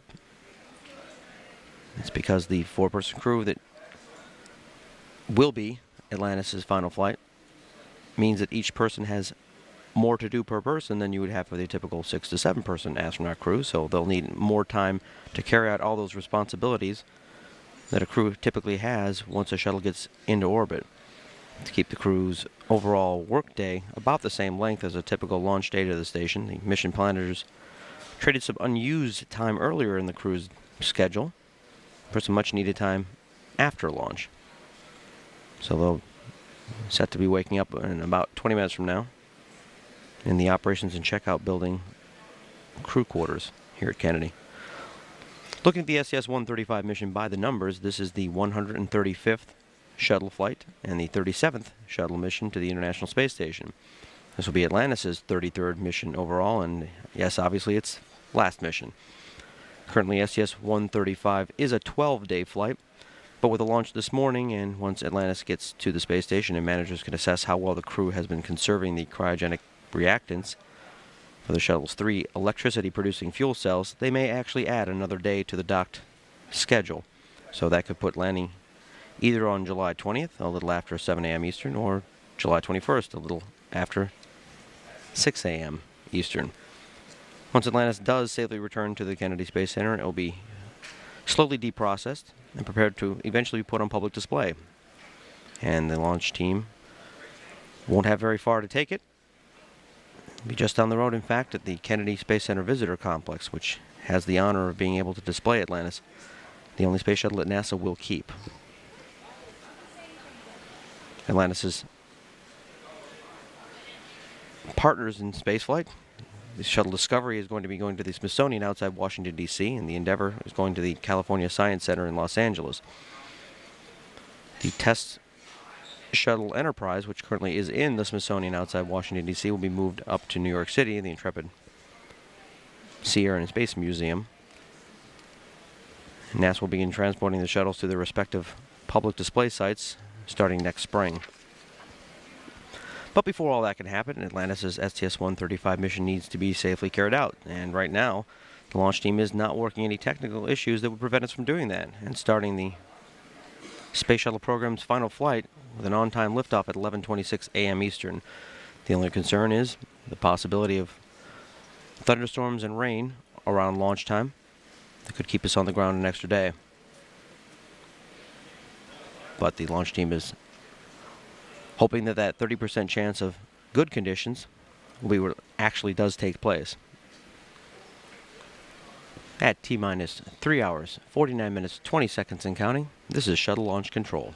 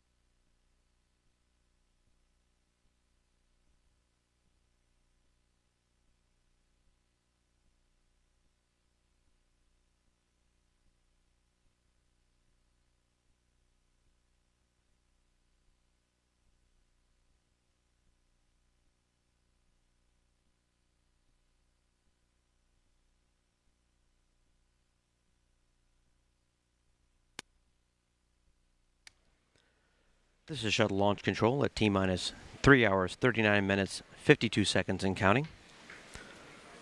Launch teams are not working any issues right now that would prevent us from launching on time at 11:26 a.m. Eastern. Currently, forecasters are calling for a 30% chance of good weather for this morning's launch of Space Shuttle Atlantis on its STS-135 mission to the International Space Station. The start of our tanking process began on time at 2:01 a.m. Eastern. That's tanking is filling the external fuel tank with about 535,000 gallons of liquid hydrogen and liquid oxygen. We went into the liquid hydrogen fast fill phase at 2:51 a.m. and went into liquid hydrogen topping about 15 minutes ahead of schedule at 4:02 a.m. Liquid oxygen fast fill began slightly ahead of schedule as well at 2:52 a.m. Liquid hydrogen topping is when the hydrogen side of the external tank is about 98% filled and engineers slow down the flow of the propellant, which is called topping the tank. And they do that until the tank is filled to 100%. However, because the tank is warm and the propellants are extremely cold, with liquid, some of the propellant burns off and therefore must be continually added to keep it at a constant 100% level. Stable replenish is the point where the engineers have stable control of the propellant entering the tank and keep it at that 100% level. And of course, as the tank cools, the liquid becomes denser, and by continuing to add propellant, it packs or squeezes more propellant into the tank. And once the tank is filled, engineers stop the replenish phase and the tank and propellants are configured for launch. So we are been running on time or ahead of our tanking process all morning long, which obviously is a good thing, and we've had no technical issues. And would be remiss that I have not mentioned this, but during a tanking test, which was essentially the same process but not for launch, it was done to look at the external tank and then confirm later that the stringers, which are support beams on the exterior inner tank part of the external tank, near that upper 2/3 section, they had no issues with it. During that tanking test mid last month, the main fuel valve in engine number 3 for Atlantis began to leak. Well, that is not the case this morning. That valve was, of course, changed out a couple of weeks ago, and the launch team has said that the main fuel valve number 3 is rock solid and therefore performing exactly the way it's supposed to. So I have not mentioned it this morning because we've not had an issue, but it's definitely worth mentioning that we don't have an issue with the main fuel valve. So that particular trap was apparently sprung during our tanking test last month. Of course, you are looking at Kennedy's Launchpad 39A. It's the last remaining shuttle launch pad, and about a mile away in the dark is Pad 39B, which has been undergoing deconstruction since last year to get it ready to be able to launch spacecraft other than the shuttles, such as NASA's under development Orion multipurpose crew vehicle, or the heavy lift rocket, or a commercial company rocket and spacecraft. Launchpad 39A has been used to launch NASA spacecraft since the 1960s, including humanity's first moon landing, Apollo 11. That was almost 42 years ago. This is also the same launch pad that Space Shuttle Columbia lifted off from in 1981 on the STS-1 mission, making Pad A the Alpha and Omega launch complex for the Space Shuttle program. So let's take a closer look for one last mission, how a shuttle launch pad works. Here's how the shuttle's launch pad or launch complex works. The launch pad does more than just provide a stand for the space shuttle to lift off from. Automatic systems inside the launch pad make the last few important steps before a shuttle mission begins. The payload typically arrives at the launch pad before the space shuttle. A built-in crane hoists a canister holding the payload into a clean room inside the rotating service structure, or RSS. The space shuttle is fastened to a mobile launch platform and carefully rolled to the launch pad. Precise measurements and careful adjustments place the launch platform and shuttle in exactly the right place. A small army of technicians begin running data and power cables to the launch platform. It's a critical step that connects equipment on the platform and inside the shuttle with the information network needed for launch. The RSS is wheeled into place to protect the orbiter, and the payload is carefully maneuvered into the shuttle's payload bay. Arms on the fixed service structure also move into place, including a metal bridge that meets the shuttle's hatch. On launch day, supercold liquid hydrogen and liquid oxygen are pumped from massive tanks near the launch pad into the mobile launcher platform. A network of lines carry the propellants into a pair of masts that pump it into the orbiter and then into the external tank. Once the tank is filled, the astronauts are driven to the launch pad. They ride the elevator up to the 195-foot level, where they walk down the orbiter access arm and climb into the shuttle. With the crew strapped in and the shuttle fueled for launch, signals are sent to the launch pad to execute a number of precise commands during the final few minutes of the countdown. The crew's access arm swings back into the fixed service structure first, then the vent arm retracts. A set of igniters, known as sparklers, burn off stray hydrogen as the shuttle main engines come to life. A 290-foot tower next to the launch pad dumps water onto the pad and into the flame trench. This sound suppression system, as it is known, is not to protect from the flame, but to dampen the intense vibrations from the thundering boosters and engines so that the sound does not hurt the launching shuttle. With the engines firing, the solid rocket boosters ignite, and the 8 bolts holding the shuttle to the pad explode on command to release the shuttle on its path into space. That's how the shuttle launch pad works. And we're back looking at live video now of Launchpad 39A, where the launch team is not working any issues right now that would prevent us from launching on time at 11:26 a.m. Coming up in a couple minutes, Atlantis' crew members are scheduled for their wake-up call. We'll take a look at the 4 NASA astronauts who will carry out the STS-135 mission at the bottom of the hour, and we'll also take a rare look inside the crew quarters here at Kennedy. Take you for a brief tour around that. That's coming up in a couple of minutes. At T-minus 3 hours, 32 minutes, 25 seconds and counting, this is Shuttle Launch Control.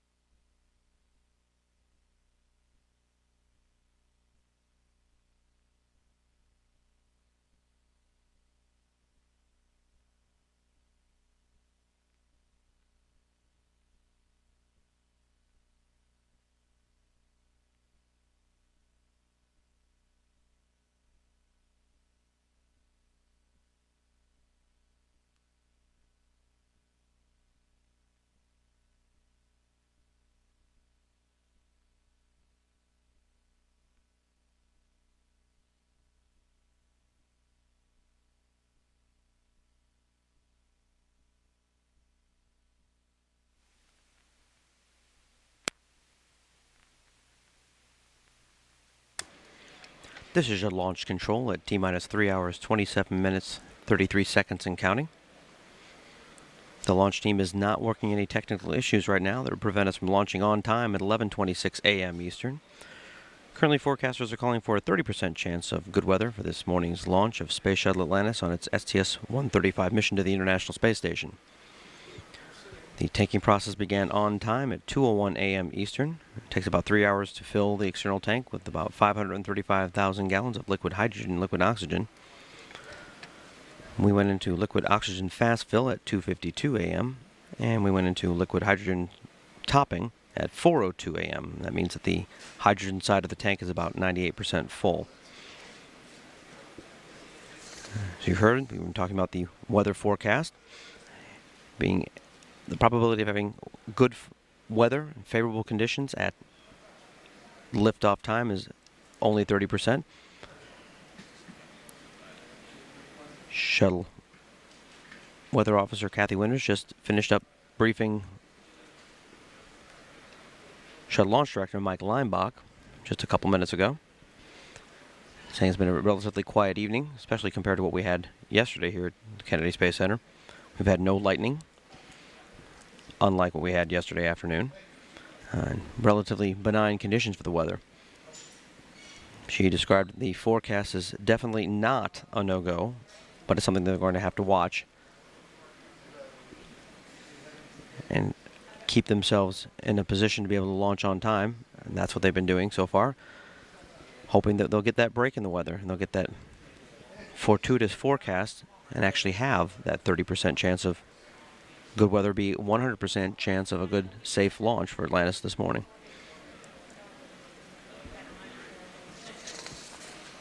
The 4 astronauts for the STS-135 mission, Commander Chris Ferguson, pilot Doug Hurley, and mission specialist Sandy Magnus and Rex Walheim, were scheduled to wake up about 5 minutes ago and start their launch day activities. They're at the crew quarters at Kennedy's Operations and Checkout Building. We were able to get into that crew quarters about a week ago, before the crew actually arrived, and you're taking a look at the quarters. This is an example of what their rooms look like. This is their breakfast room. You can see that's very much like has been described as a college dorm room, and it has that very similar feel, very Spartan conditions. This is where the crew will be having their traditional breakfast, which is scheduled for 5:45 this morning. Crew quarters is about a 10-mile drive from the launch pad. Their meals are prepared there. They have a kitchen staff. They also, of course, have a gym in the crew quarters to help keep their physical fitness at peak conditions. When the crew's getting ready for a launch, they're in quarantine, so therefore they're not allowed to have a lot of contact with people who are not what are known as health stabilized. You know that their conditions, they're in good health and not have the possibility to get them sick before their mission. This particular briefing room has computer simulators that allow them to practice docking and other last-minute refresher information. Of course, it's also the medical facilities at crew quarters where they are checked out, where they're expected to get their final checkups, and that'll take place at about 5:30 or so. And of course, this is where they get suited up as well, ready for their flight, and that'll take place a little after 7 o'clock this morning. That clock there is apparently, they describe it as extremely important. They change it every single time, and the crew really knows when they have to suit up and when they have to leave, and that is the clock that apparently the crews go by. Of course, let's take a few minutes now and take a closer look at the 1 woman and 3 men who will fly the shuttle program's final flight.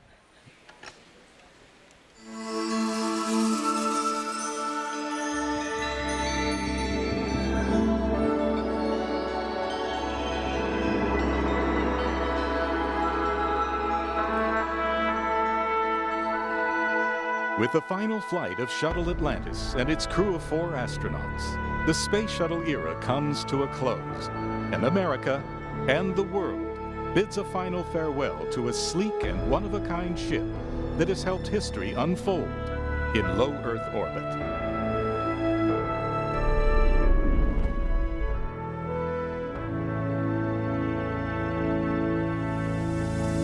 6, 5, 4. We've launched for main engine start.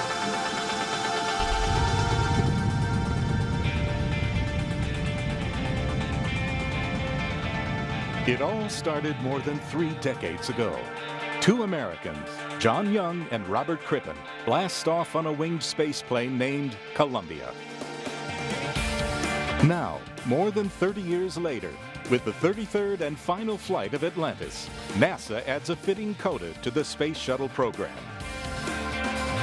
Even as the shuttle program ends, the STS-135 mission will help ensure humankind can continue to live and work in space.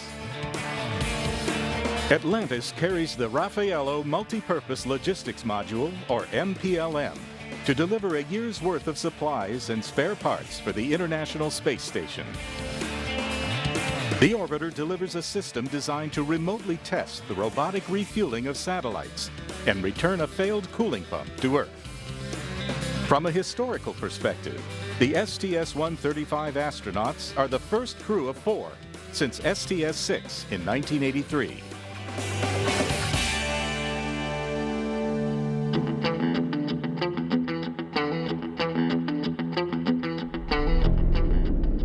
Retired Navy Captain Chris Ferguson commands Atlantis' crew as he makes his 3rd trip to orbit.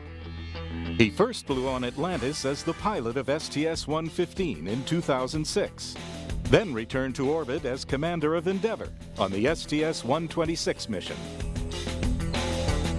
The pilot of Atlantis is Marine Corps Colonel Doug Hurley.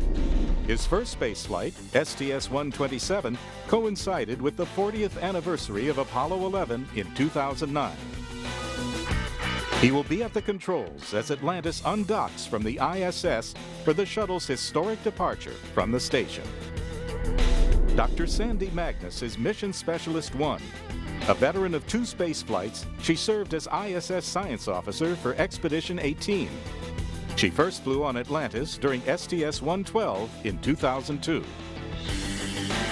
Mission Specialist 2 is retired Air Force Colonel Rex Walheim. This is his 3rd and final space flight aboard Atlantis after STS-110 and STS-122.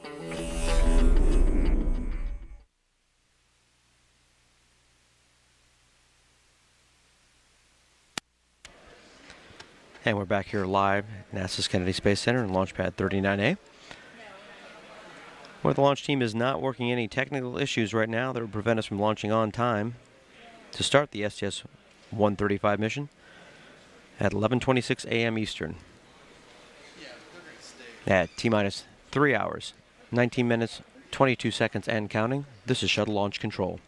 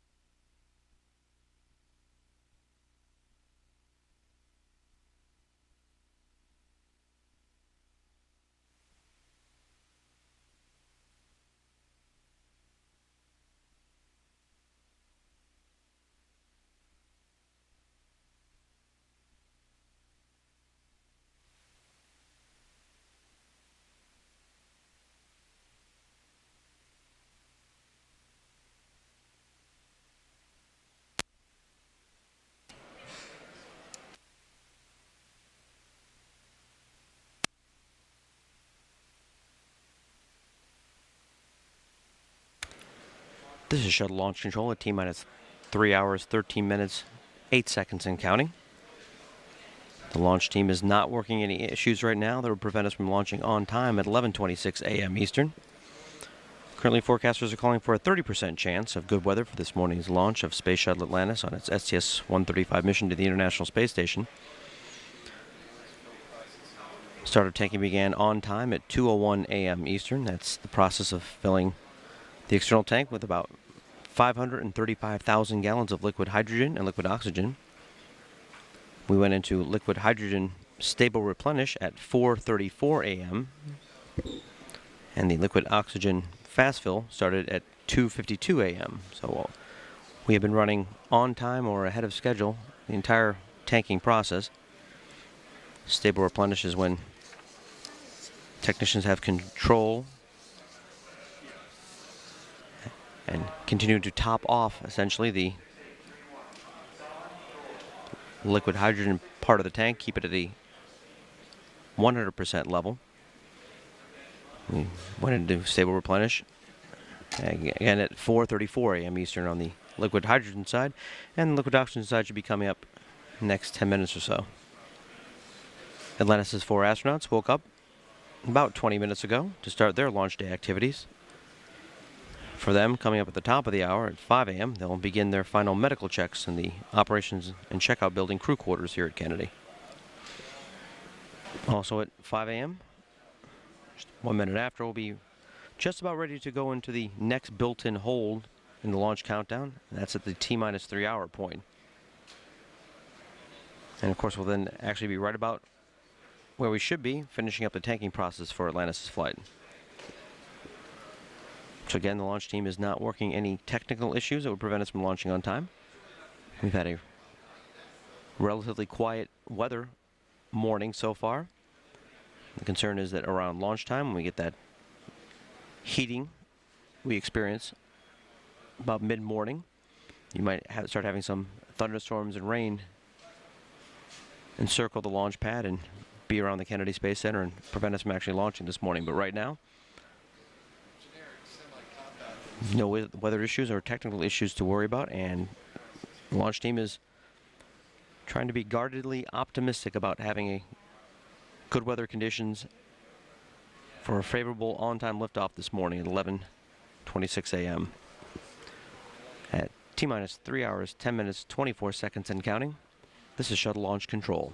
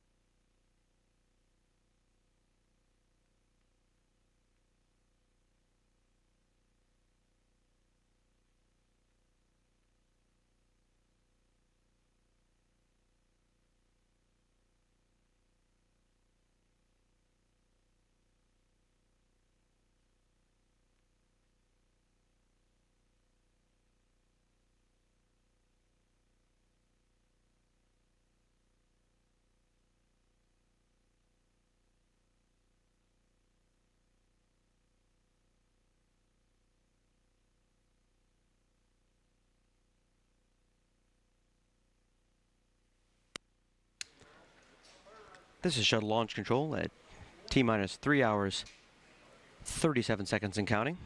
We're less than a minute away from going into our next built-in hold to the T-minus 3 hour point. And this will be a 2.5 minute scheduled stop in the countdown. We've also completed the fueling process. It was officially complete at 4:58 a.m. Eastern. It started on time at 2:01 a.m. Eastern. The launch team is not working any technical issues that prevent us from launching on time at 11:26 a.m. this morning.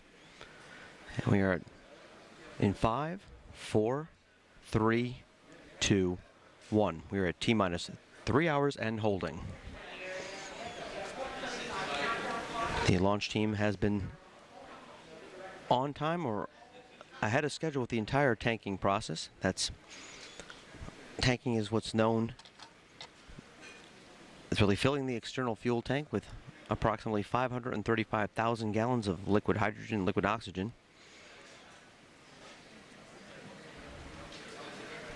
Their technicians are at a point right now where the engineers can keep stable control of the amount of propellants entering the tank and keep it at the 100% level on both the liquid oxygen and liquid hydrogen side. The current 2.5 hour built-in hold is the third to last stop in the countdown.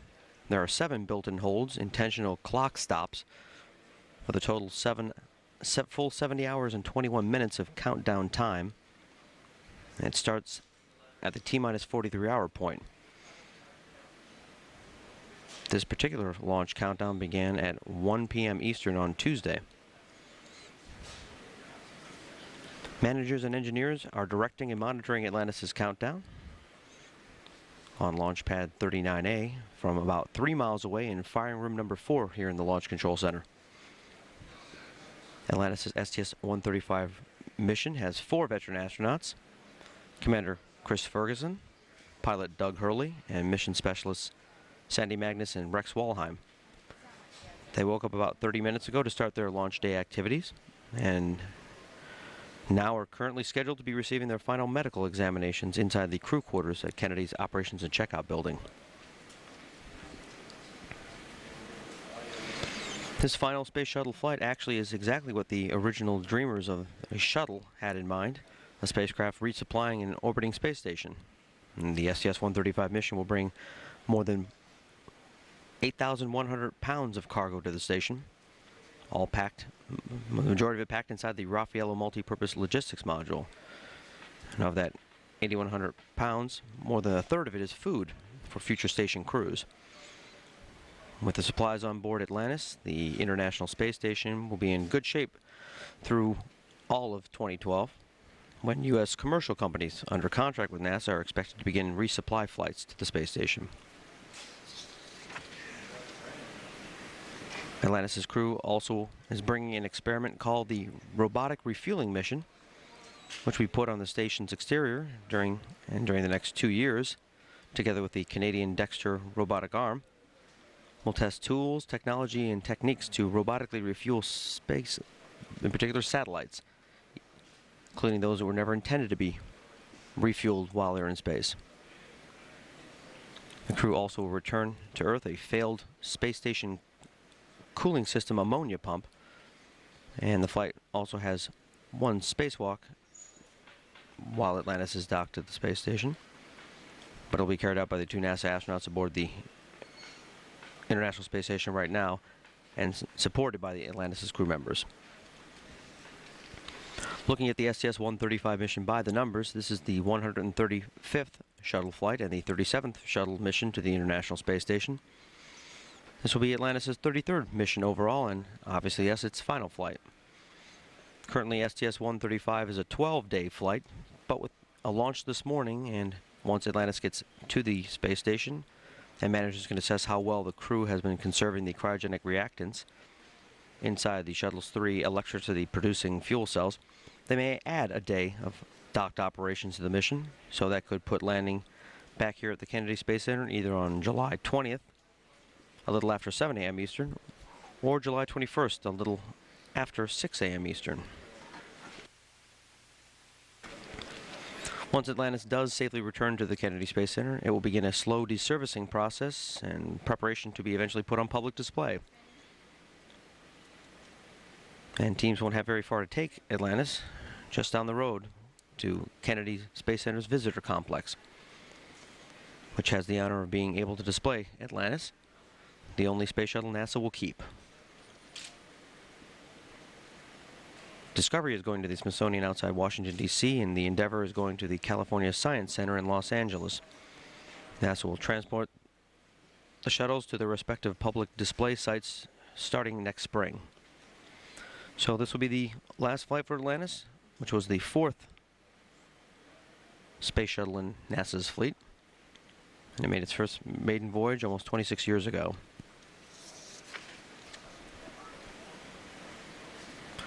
Shortly, now that we're in stable replenish and we've done with the refueling, the fueling process for Atlantis, the closeout crew and final inspection teams will be dispatched to Launchpad 39 to begin their respective jobs. Closeout crew goes to the pad's white room, and it's the access area to the hatch for Atlantis, where the astronauts will board the shuttle. And this 7-person crew will help secure the astronauts into the shuttle and then close Atlantis' hatch. The 7-person final inspection team, which is also known as the ICE team, will go to the pad surface to begin its inspections. Those team members provide the direct eye contact with the shuttle to make sure things aren't amiss. And the group actually is part of a much larger team looking very closely at the shuttle. So let us take a look now at all the imagery activities that will go into this morning's final space shuttle launch. 2, 1. Booster ignition and the final liftoff of Discovery. Perhaps one of the most impressive images is that of a space shuttle lifting off the launch pad, riding plumes of bright orange flames. But more than just providing an impressive sight, shuttle images play a critical role in launch safety. Each successful launch depends heavily on still and video images that allow the launch team to closely scrutinize the spacecraft both before and during liftoff. Long before the main engines fire and the solid rocket boosters ignite, the entire shuttle stack has been thoroughly photographed and continually monitored by TV cameras as the countdown clock ticks down. Members of a group called the Final Inspection Team play a key role, providing the imagery directly from the launch pad and analysis from the Launch Control Center. The images we take on the Final Inspection Team are sent back to the LCC. When we give the report to the mission management team and to the launch director, to the SPE, they can look at our imagery, and in particular ones we single out and tell them that we know there's a problem here. They can do analysis of their own on those images.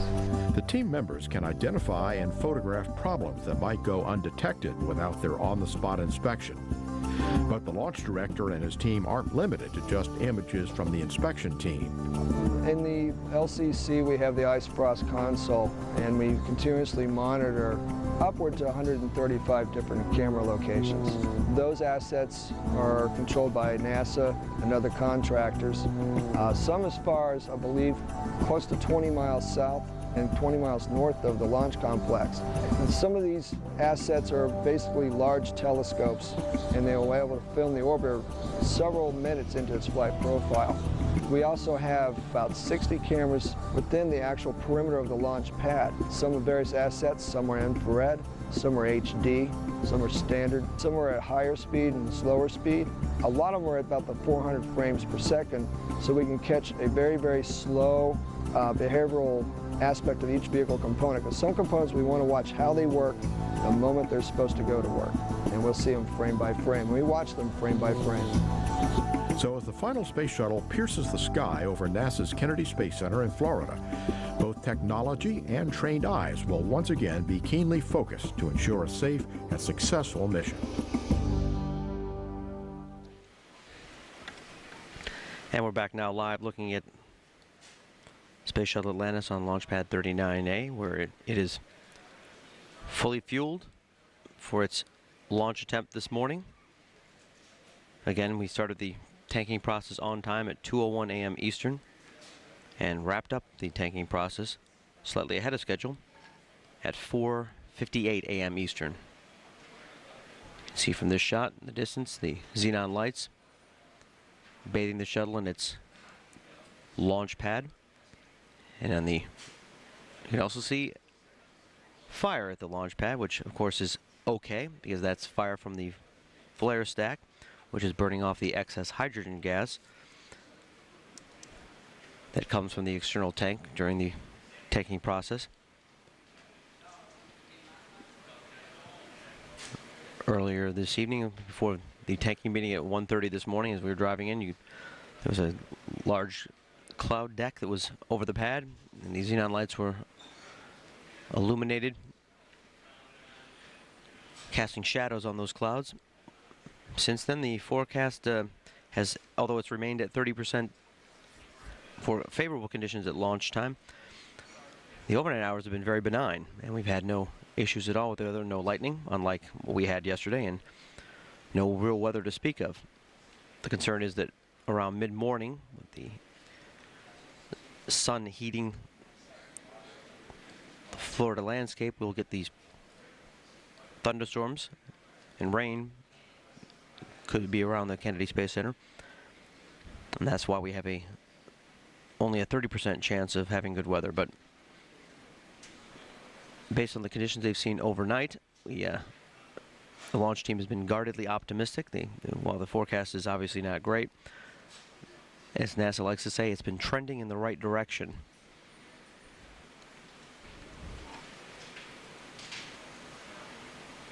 The closeout crew and final inspection team are making their way up to the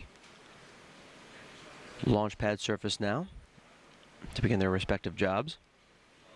The final inspection team will begin on the pad surface and start its inspections, and of course the closeout crew will head to the white room to start preparing it and the hatch and interior parts of the shuttle's flight deck and mid-deck for when the astronauts will arrive around 8 o'clock this morning. So again, the launch team is not working any issues that would prevent us from launching on time at 11:26 a.m. Eastern. We currently have 2 hours, 18 minutes, and 5 seconds remaining in this built-in hold. So at T-minus 3 hours in holding, this is shuttle launch control.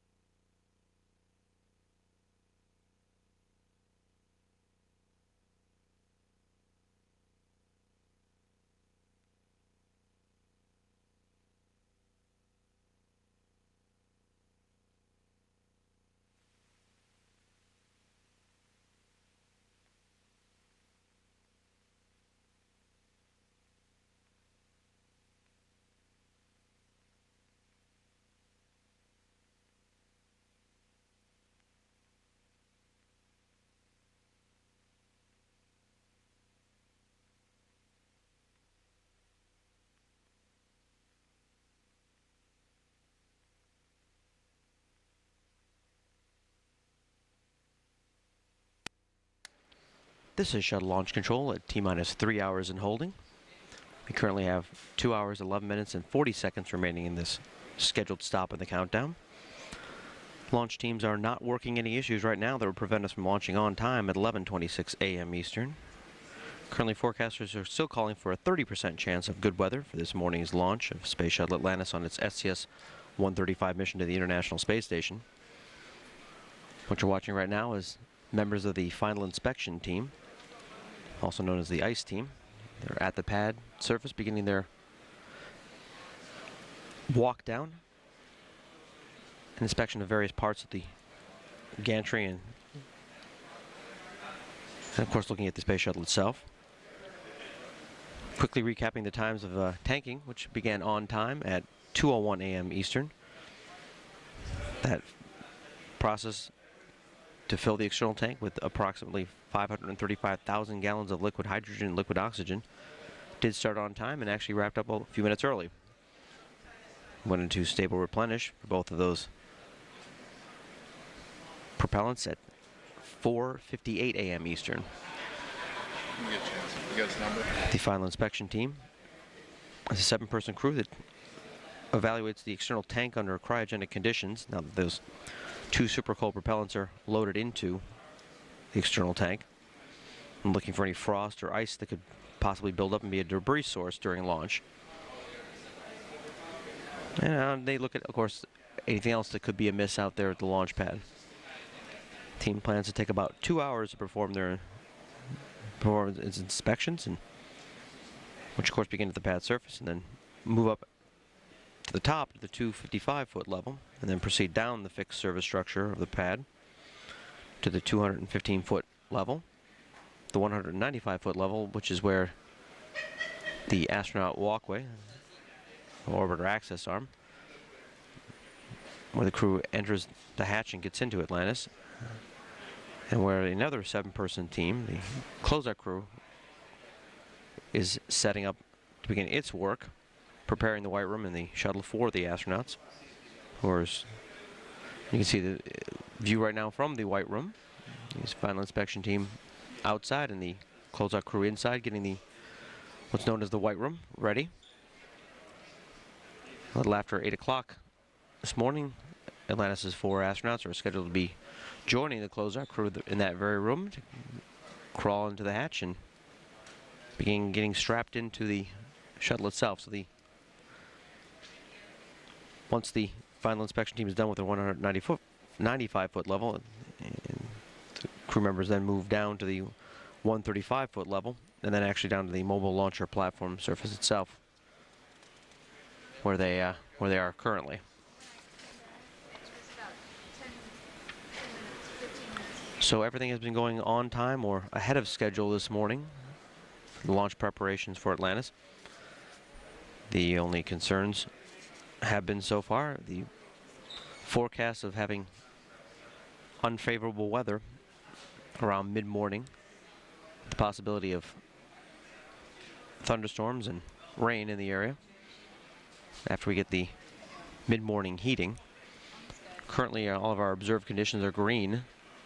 It's been a very benign night for weather, actually, especially when compared to yesterday when we had a couple of lightning strikes at the pad. You can see that launch commit criteria, which is our launch rules, currently all in the green. Shuttle Weather Officer Kathy Winters has been talking to Shuttle Launch Director Mike Leinbach periodically this morning, providing him updates. One of her last ones, she said that the forecast is definitely not a no-go. So it's nothing as she could say is there is no possibility of having good weather. It's just that given the forecast they have, it still keeps them at that 70% chance of not having good weather. But the launch team, of course, is hoping for, since we've had such a good run at on the hardware side, that we'll get a fortuitous forecast that will allow us to have a on-time liftoff, and the weather will cooperate. Again, the team is not working any technical issues that would prevent us from launching on time at 11:26 a.m. Eastern. We have 2 hours, 6 minutes, and 48 seconds remaining in this current 2.5 hour built-in hold. So at the T-minus 3 hour and holding point, this is shuttle launch control.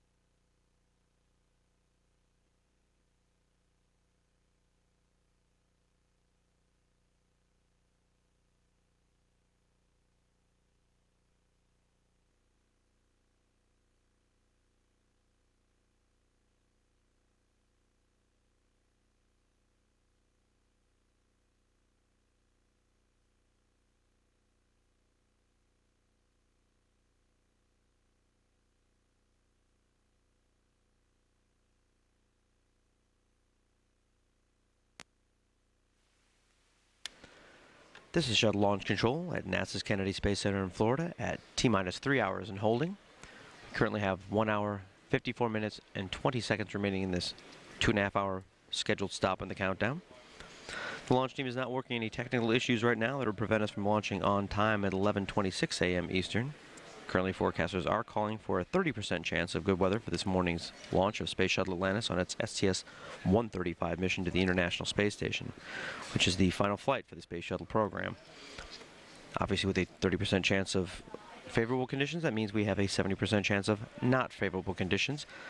But the launch team is hoping that as things have been going this morning and kind of trending in the right direction, as we like to say here at NASA, that will hold up, and the mid-morning heating that could trigger thunderstorms and rain around Launchpad 39A won't take place, and that'll give us just the opportunity we need to safely start Atlantis' mission.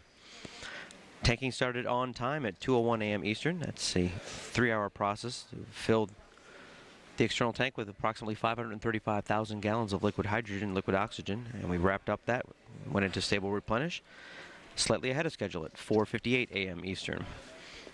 The 4 veteran astronauts for Atlantis' STS-135 mission, Commander Chris Ferguson, pilot Doug Hurley, and mission specialist Sandy Magnus and Rex Walheim, are finishing up their final medical exams inside their crew quarters at Kennedy's Operations and Checkout building. They'll be settling down to the most important meal of the day in a couple minutes, breakfast. In the Mission Control Center at NASA's Johnson Space Center in Houston, the ascent team that will guide Atlantis and its crew during the first steps of the STS-135 mission, immediately following launch, of course, are on console now. They did that at 5:30 a.m. Eastern. But here in the Launch Control Center at Kennedy, the teams have been on console around the clock for days leading up to this morning's launch attempt. And we're being joined right now in fire room number 4 of the Launch Control Center by Charlie Blackwell-Thompson, the head of NASA's Test Director's Office and the STS-135 Chief NASA Test Director. Charlie, thanks for taking a couple minutes out of your schedule to come talk to us on camera. It's my pleasure to be here, Allard. Thank you for having me. Well, let's see, we always like to start off, if you're just joining us, and what does a NASA Test Director do? Well, let's see. Before I launch into what the NASA Test Director does, I'd like to talk. Launch, that's good. I like that. I'd like to talk a little bit about what the other folks in the room do, and I think that's a good way to lead up to it. Let's see. As you can see here in Fire Room 4, at all of our consoles, we have our system engineers and our system specialists, and they're monitoring and controlling hardware. There are similar rooms in other areas of this building and in other centers across the country that are also monitoring hardware. And within our STS system, we have different element test conductors. Roberta Wyrick is our orbiter test conductor this morning, and she's working with the ASP and the closeout crew as they prepare for the flight crew arrival.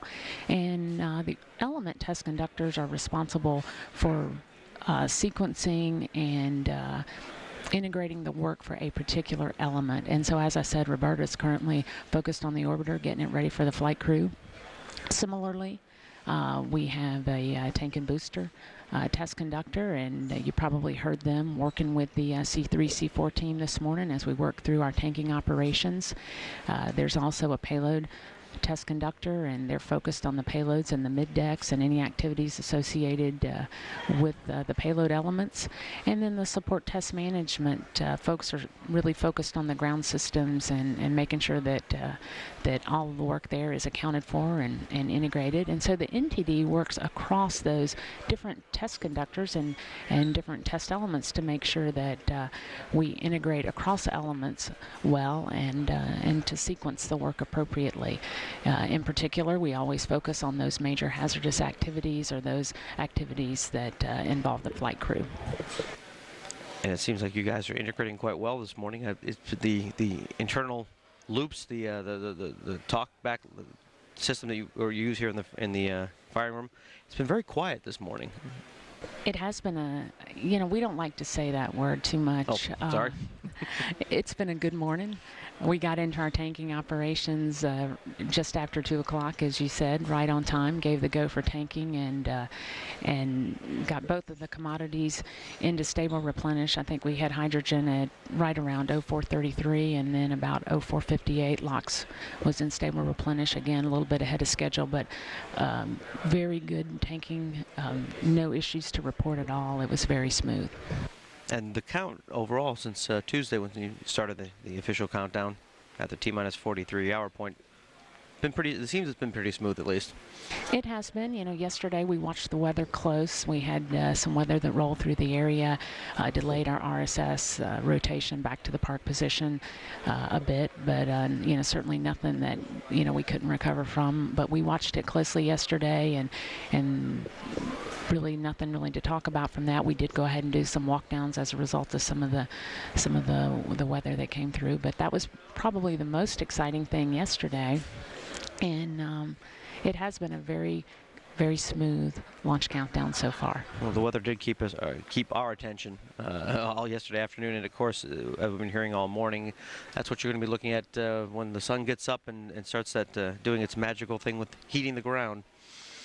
But again, we'll have to see how that goes, and so far so good, at least with everything else leading up to it. Now we are currently in a 2.5 hour built-in hold. I get asked this question all the time, public and media, so that's why we ask, why do you intentionally stop the clock? Why not just start at whatever point you want to and then keep counting down? Well, that's a really good question, and I get that question as well. If you think about how we use the countdown clock, we really use it to synchronize work, not just here in this firing room, but across the country. And if you think about when we have those holds that are built in, they're usually at strategic locations.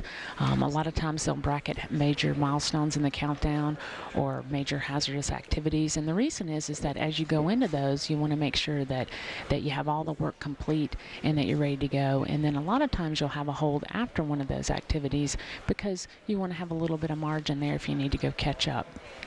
If we have a hold at T-minus 27, and then we have another one at T-minus 19.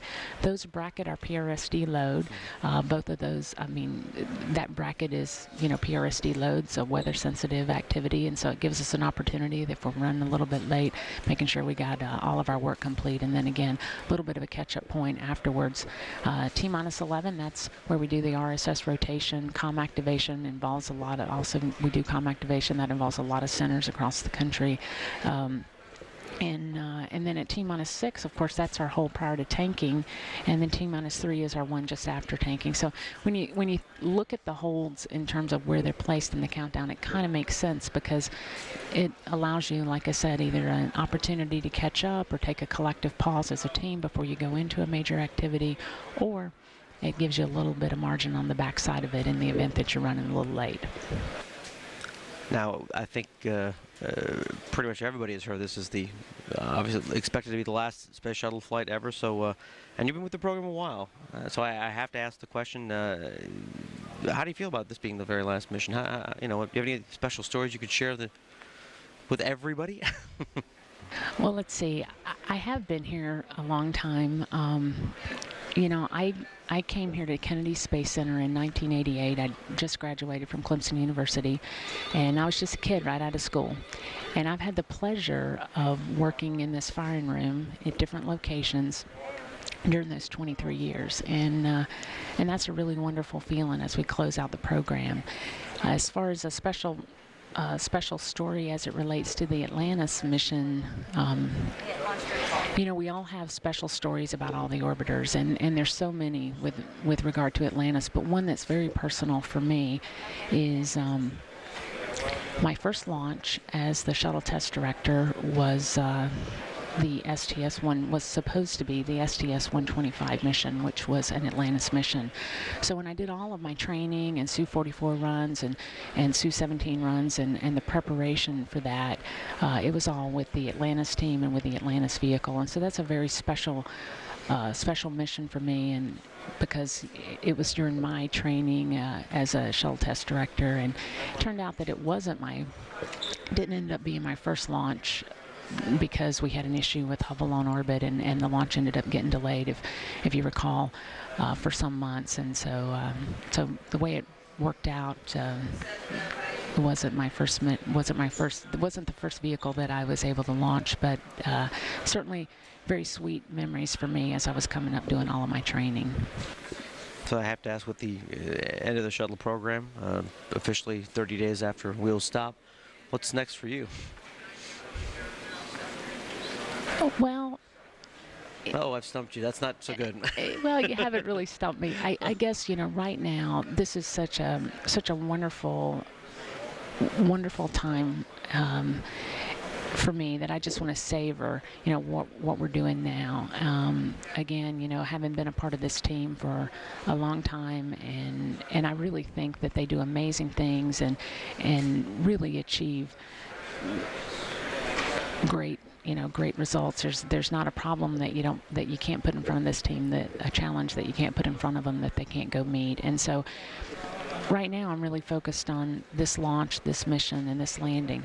But once 135 is back home here at Kennedy Space Center, I will transition to the Ground Processing Directorate, and so I'll be working there, and we'll certainly be focused on that next generation of customers and vehicles, and I look forward to being in a firing room, either this one or one like it, when we launch a vehicle here from Kennedy Space Center or Cape Canaveral Air Force Station, returning to the International Space Station or to that next era of exploration. But way before that can happen, like you said, you've got a launch and a mission and a landing to have in front of you, and we're not there yet. So I'm going to let you get back to that, because we're getting, obviously, I know you have other operations you need to take care of, and I know that I appreciate you taking a couple minutes out of your schedule, because this is when you really start, now that tanking's done, this is when you really start ramping up your particular set of responsibilities. So thanks for taking a few minutes to talk to us. It's my pleasure, Allard. Thank you. And that was Charlie Blackwell-Thompson, the head of NASA's Test Director Office here at the Kennedy Space Center, and the STS-135 Chief NASA Test Director. And as you heard Charlie talk about, we're not working any issues that would prevent us from launching on time at 11:26 a.m. Eastern, with 1 hour, 42 minutes, and 27 seconds remaining in this current built-in hold. We're at T-minus 3 hours in holding. This is Shuttle Launch Control.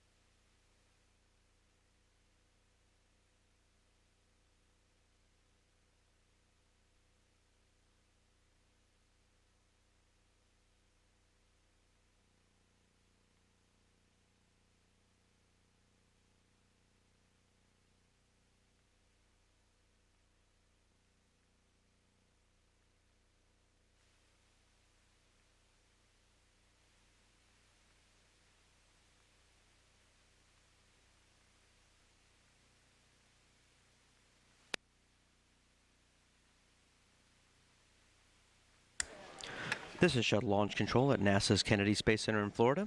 We're at T-minus 3 hours in holding, and there are currently 1 hour, 36 minutes, and 27 seconds remaining in this 2.5-hour built-in hold in the countdown.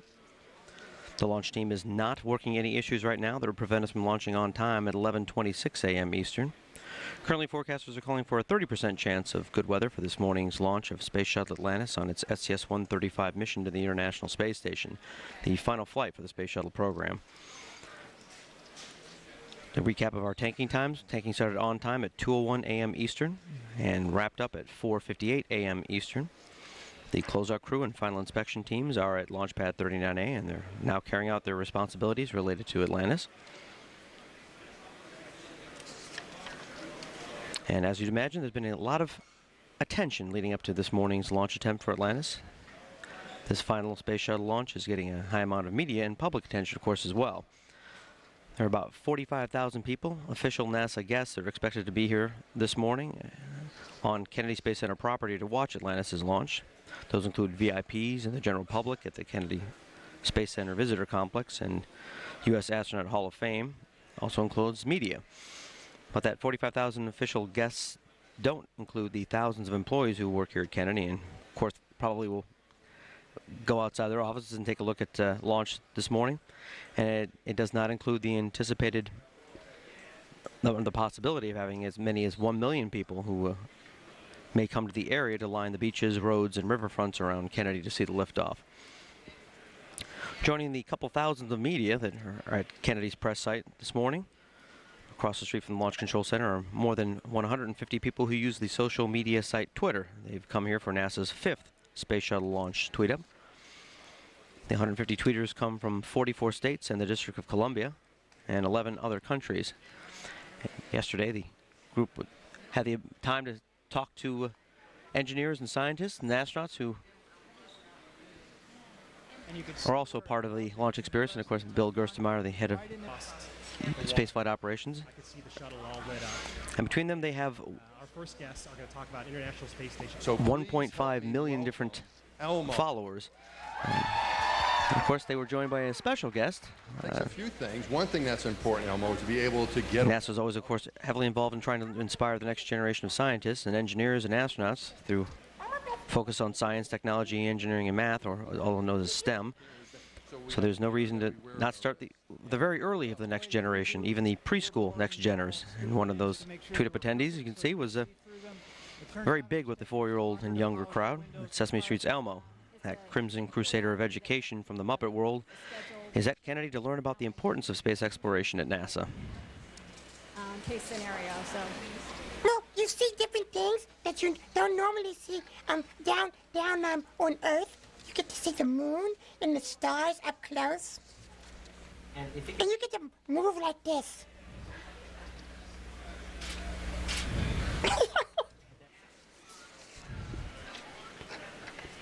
Elmo's doing some filming here at Kennedy, and you'll likely see some of that online at Sesame Street's website.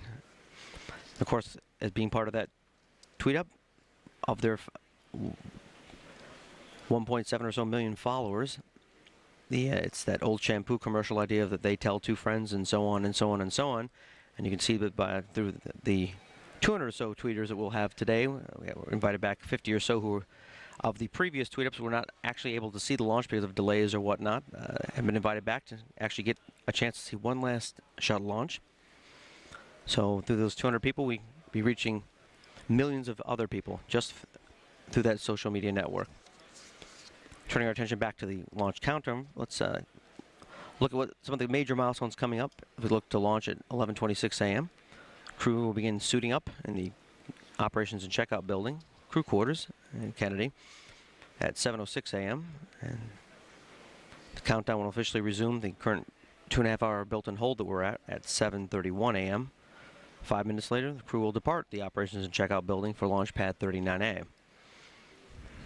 And by 8:06, the crew is expected to be boarding Atlantis.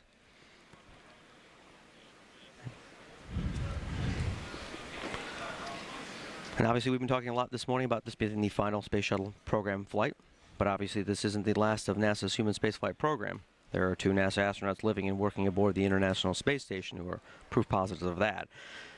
We expect there'll be astronauts launching from NASA's Kennedy Space Center in the coming years, first on U.S. commercial spacecraft to the space station, and then on NASA's heavy lift rocket inside the Orion multi-purpose crew vehicle, to locations that are farther out into our solar system. And it's been said that every new beginning comes with some other beginning's end, and yes, this is the shuttle program's end, but it's helped start a new beginning in human spaceflight, one that builds on the successes of the people who flew this spacecraft for 30 years and learns from them. And we will reach farther into space because we stood on the shoulders of the shuttle program giants. Again, the launch team of the shuttle program is not working any issue to prevent us from launching on time at 11:26 a.m. Eastern. We're going to take a short break from commentary right now, but we'll be back at 6:30 a.m. Eastern with NASA commentator George Diller. And 6:30 a.m. also is when NASA's official Shuttle Atlantis launch blog will begin at www.nasa.gov/shuttle. That's also where you can follow anytime Space Shuttle Atlantis' STS-135 mission to the International Space Station, the last flight of the world's first reusable spacecraft. At T-minus 3 hours and holding, this is Shuttle Launch Control.